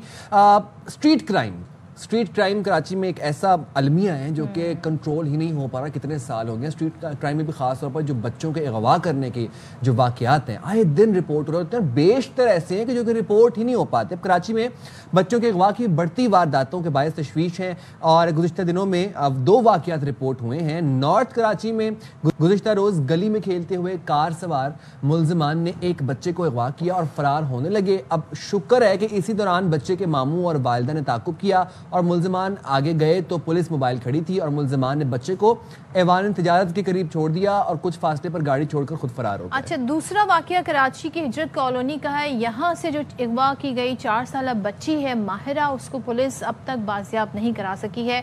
अच्छा, इसकी CCTV फुटेज मिली है, एक ज़रा उस पर बात कर लेते हैं। वारदातें क्यों बढ़ रही हैं? क्योंकि जितनी अब ज़ाहिर कोशिशें की जा रही हैं, इसमें कमी आनी चाहिए थी। अफजल हमारे नुमाइंदे हमारे साथ मौजूद हैं, उनसे बात करते हैं कि क्या कार्रवाई की जा रही है। अफजल बताइएगा, ये जो माहिरा वाला केस है, ख़ास तौर पे इसमें CCTV फुटेज मिली है, क्या इससे नज़र आ रहा है, क्या मालूमात पुलिस को मिली हैं? जी देखिए, 25 अगस्त को ये वाकया हिजरत कॉलोनी में पेश आया था, जहां पर एक 4 साल बच्ची को उसकी बड़ी बहन सामने मुलजिम जो है वो अगवा करके ले गया, और मोटरसाइकिल के ऊपर जो है वो बच्ची को ले जाते हुए देखा गया। CCTV फुटेज सामने आई थी। फिर उसके बाद पुलिस इस केस पर काम कर रही थी। मुख्तलिफ मकामात की CCTV फुटेजेस पुलिस ने हासिल की। इसी दौरान जो है वो 15 लाख रुपए तावान की कॉल भी आ गई, जिसके बाद ये केस डिस्ट्रिक्ट पुलिस से एंटी वायलेंट क्राइम सेल को मुंतकिल हुआ। अब डिस्ट्रिक्ट पुलिस और एंटी वायलेंट क्राइम सेल दोनों मिलकर इस केस पर काम कर रहे हैं, लेकिन आज 1 हफ्ते से ज़ायद गुजर चुका है, अब तक इस केस में कोई पेशरफ्त नहीं हो पाई है। इस 4 साल बच्ची माहिरा को जो है वो ना ही बाजियाब करवाया जा सका, ना ही इस वाक़े के अंदर जो मुलजिम है उसको गिरफ्तार किया जा सका है। ताहम जो एंटी वायलेंट क्राइम सेल के जराए हैं वो बता रहे हैं कि कुछ मुश्तबा अफराद को पुलिस ने ज़रूर हिरासत में लिया है, उनसे पूछगिछ की गई है, लेकिन कोई बड़ी जो है वो इसके अंदर कामयाबी या पेशरफ नहीं है। अभी तक बच्ची बाजियाब नहीं हुई है। चूँकि 15 लाख तावान तलब किया गया था, जिसके बाद ये केस एक स्पेशलाइज्ड यूनिट को मुंतकिल हुआ, वरना जो है वो डिस्ट्रिक्ट पुलिस ही ऊपर काम करती। और जैसा कि डिस्ट्रिक्ट पुलिस के इस किस्म के केसेस के ऊपर काम करने के हवाले से जो वसाइल हैं वो महदूद हैं, तो यही वजह है कि शुरू में ही पुलिस जो है मुलजिमान की गिरफ्तारी या इलाके की नाकाबंदी या उनकी निशानदही हासिल करने के अंदर नाकाम रही। और अब एक बात बताइएगा, जो नॉर्थ कराची वाला वाकया है जहाँ पर ये बच्चे को अगवा करने की कोशिश की गई और फिर जब बच्चे की जो फैमिली थी वो उन्होंने ताकुब किया और आगे जब पुलिस का नाका भी लगा हुआ था तो गाड़ी और बच्चा छोड़कर मुलजिमान फरार हो गए, उस वाकये में क्या पेशरफ्त है? मुलजिमान को गिरफ्तार कर लिया गया है, गाड़ी की क्या तफसीलात हैं, गाड़ी किसके नाम थी? देखिए, ये मुलजिमान की दीदा दलेरी है और मैं पुलिस की इसे नाकामी समझूंगा कि दिन दिहाड़े जो है वो बच्चों के अगवा के केसेस हो रहे हैं, सामने आ रहे हैं, सीसीटीवी फुटेजेस सामने आ रही हैं, लेकिन पुलिस किसी भी केस के अंदर जो मुलविस मुलजिमान हैं उनको या गिरफ्तार करने या उनके हवाले से तमाम तर तफसीलात हासिल करने में नाकाम नज़र आती है। गुज़िश्ता रोज़ ऐवान सनत और तिजारत हॉस्पिटल के करीब ये वाक़या पेश आया था नॉर्थ कराची में, जहाँ पर ये 5 साल का बच्चा है उसामा, उसे जो है अगवा करके कार में मुलजमान ले जा रहे, तो इस दौरान बच्चे के वर्सा और इलाका मकीन पीछे भागे हैं और उन्होंने ताकुब किया है। काफ़ी आगे ताकुब करने के बाद जो है वो जो मुलजिमान हैं वो खौफज़ादा हो गए और उन्होंने बच्चे को गाड़ी से उतार दिया और ख़ुद भी गाड़ी छोड़कर वहाँ से फ़रार होने में कामयाब हो गए, तंग गलियों में चले गए। जिसके बाद पुलिस ने सिर्फ ये किया है कि गाड़ी को तहवील में लिया है और जो बच्चा है उसको वालिदैन के हवाले करने के हवाले से जो ज़ाब्ते की कार्रवाई है वो किया है। गाड़ी के नंबर से गाड़ी के मालिक तक पहुँचना, इस पर ज़ाहिर मालिक तक पहुंचना भी ज़रूरी है। इस पर क्या कार्रवाई की जाती है, कुछ डिटेल्स मिली हैं, बड़ी इंपॉर्टेंट डिटेल हैं, इस पर काम होना चाहिए। Thank you so much Afzal हमारे नुमाइंदे कराची में जो अगवा की वारदातें बच्चों की, इस पर बात कर रहे थे। अच्छा जी, अब आ जाते हैं हम आपकी सेहत आमा से मुतालिक बड़ी कॉमन मिस्टेक लोग करते हैं और आम तौर पे हम भूल जाते हैं कि कुछ दवाइयाँ ऐसी होती हैं जो खाली पेट खाई जाती हैं, लेकिन कुछ के लिए ज़रूरी होता है कि आपने खाना खाया हुआ हो, आपने नाश्ता किया हुआ हो। लेकिन हमारे यहाँ तो ओवर द काउंटर जो टैबलेट्स हैं, हर तरह की एंटीबायोटिक्स सब कुछ मिल जाती है आसानी से, और एक ख़ास तौर पे जो सर दर्द की, हर किस्म के दर्द की जो टैबलेट है, मैं नाम नहीं लूँगी, उसको तो ऐसे लोग खा रहे हैं जैसे पता नहीं कि वो कोई बिस्किट है, वो कोई चॉकलेट है, मतलब उसका बेतहाशा इस्तेमाल हो रहा है। इसके क्या असरात हो सकते हैं आपकी सेहत पे? किन औकात में आपने दवाइयाँ खानी चाहिए? कौन सी दवाइयाँ हैं जो खाली पेट खाई जा सकती हैं, कौन सी आपने नाश्ता करने के बाद या खाना खाने के बाद खानी है? तो तमाम तर इस गुफ्तगू को आगे बढ़ाते हुए इस पर बात कर लेते हैं। हमें ज्वाइन किया हमारे ग़िज़ाई डॉक्टर आयशा ने। बहुत शुक्रिया डॉक्टर आयशा, आपने बाखबर सवेरा के लिए वक्त निकाला। ये बताइएगा कि मखसूस खुराक दवाओं की अफादियत को के ऊपर असरअंदाज हैं, मतलब ये खाली पेट कौन सी दवाई खानी चाहिए, भरे पेट के साथ कौन सी दवाई खानी चाहिए, ये वाकई एक एक्चुअल चीज़ है? हाँ, एक्चुअल चीज़ है। जैसे अभी जिस सदफ जिसका नाम ले रही हैं, जिस मेडिसिन का जो हमारे घर के राशन के साथ ही आ रहे होते हैं जी, तो उसको अगर आप खाली पेट इस्तेमाल करते हैं, उसी की वजह से हार्ट बर्न और एसिडिटी के जो प्रॉब्लम्स होते हैं वो बढ़ जाते हैं। तो उसको खाने के बाद इस्तेमाल करना चाहिए। इसी तरीके से जो ज़ियाबतीज़ वाले अफराद हैं जिनको शुगर के मसाइल हैं, तो उनको भी हम यही एडवाइस करते हैं कि नाश्ते के बाद उसकी मेटफॉर्मिन का इस्तेमाल करें। उसकी वजह ये होती है कि वो आपके शुगर लेवल्स को कम करती है। तो अगर आप उसका खाली पेट इस्तेमाल करेंगे, शुगर लेवल तो आपके उस वक़्त वैसे ही कम है क्योंकि आप तो रात को सोने के बाद और कुछ 12 घंटे के बाद या 10 घंटे के बाद नाश्ता कर रहे हैं, आपने उस मेडिसिन को ले लिया सुबह नाश्ते के बगैर, शुगर लेवल्स आपके लो हो जाएंगे तो आप हाइपोग्लाइसीमिया में जा सकते हैं, आपको चक्कर आ सकते हैं, आप बेहोश भी हो सकते हैं। तो डॉक्टर से पूछना, दवा का लेबल पढ़ना, ये चीज़ें जो हैं वो बहुत ज़्यादा इंपॉर्टेंट है। ऐसे अंधाधुंध आप चीज़ों का इस्तेमाल, नुकसानदेह तो है बट उसकी एफिशिएंसी भी इंक्रीज होती है आपकी खुराक के साथ दवाई की? जी हाँ, बिल्कुल। दवाई की एफिशिएंसी जो है वो इंक्रीज़ होती है और इसकी एब्जॉर्प्शन पे बहुत फ़र्क पड़ता है। अब जैसे कॉमन प्रॉब्लम है, थायराइड की प्रॉब्लम होती है हमारे यहाँ, अगर हम टेस्ट करवाते हैं, हाइपोथायरॉयडिज्म एक मसला है, उसमें ख़वातीन का वज़न बहुत ज़्यादा बढ़ जाता है। تو اس کا جو ہے استعمال ہم ہمیشہ یہ بولتے ہیں کہ ناشتے سے آدھا گھنٹہ پہلے آپ اس کو کریں. پہلے کی بات ہو رہی ہے, اب بعد کی بات نہیں ہو رہی. اس کی وجہ یہ کہ جو تھائروکسین کا استعمال اگر آپ کرتے ہیں ناشتے کے ساتھ آپ نے کر لیا, اس میں آپ نے دودھ کا استعمال کر لیا بالفرض, یا دہی کا استعمال کر لیا, تو جو کیلشیم ہے وہ اس دوا کے ساتھ بائنڈ ہو جائے گا, تو وہ اس دوا کی ایفیشنسی کے اوپر بہت فرق ڈالے گا اور اس کو ایبزارب ہی نہیں ہونے دے گا. تو آپ کے جو تھائرائڈ لیولز ہیں وہ تو کنٹرول ہی نہیں ہو سکیں گے, اور پیشنٹ کو اور بہت, کیونکہ وہ ہمارے دماغ کا بہت امپورٹنٹ ہارمون ہے, تو وہ اس کے لیولز تو ویسے ہی بڑھتے چلے جائیں گے. تو ہر دوا کے لینے کا طریقہ کار جاننا وہ بہت زیادہ ضروری ہے. ڈاکٹر عائشہ, ہمارے یہاں لوگ وائٹامنس ٹیبلٹ کا بہت استعمال کرتے ہیں, اس کا بھی ایک ٹائم ہوتا ہے, کس ٹائم آپ نے وائٹامن سی لینی ہے, کب آپ نے میگنیشیم لینی ہے, کب آپ نے وائٹامن ڈی, اور کس کے ساتھ لینی کمبینیشن. مجھے ایک چیز ذرا بتا دیں, بیکاز ہم all the time we can not go to doctor اور سی ڈاکٹر آسک کہ بھائی ہمیں بتا دیں کون سی ٹیبلٹ کے ساتھ. اچھا ناشتہ جسے ہم ناشتہ کہتے ہیں, کراچی والوں کے لیے ناشتہ جی چائے بسکٹ, چائے پاپے, اس کے بعد ٹیبلٹ کھا لی. از اٹ اے ناشتہ ایکچولی اور break fast actually? No, it's not a breakfast. Breakfast means a combination of protein and carbohydrate. Protein کے اندر آپ کا دودھ, انڈا, دہی, یہ چیز ہے, تو اس میں سے آپ نے کوئی ایک چیز لے لی. اور کاربوہائیڈریٹ جو ہے اس کے اندر آ جاتا ہے روٹی ہو گیا, یا پراٹھا ہو گیا, یا آپ نے یہ پاپے لے لیے. تو ایک ایک چیز دونوں کے اندر سے آئے, یا پھر دلیا. تو ایک چیز یہ, ایک چیز یہ, پھر اس کو کمبائن کرتے ہیں تو پھر آپ بہت دیر تک فل بھی رہتے ہیں. اور فائبر کا استعمال ضرور ہو, تو فائبر آپ کو پھل سے مل جائے گا, یا اس پر گولا ہاتھ سے مل گیا. ہاں, تو جوس پئیں گے تو فائبر تو ملنے والا نہیں ہے, شوگر لیولز ہی اور بڑھیں گے. کچھ لوگ تو چائے سگریٹ کا ناشتہ کر کے اوپر سے شوگر کی دوائی کھا لیتے ہیں. یہ کون سا ناشتہ؟ پہلی بار چائے سگریٹ کے ناشتے کا تو مجھے آپ ہمارے ساتھ صبح 7-8 بجے نکلیں, آپ کو میں ڈھابوں پہ دکھاؤں گا.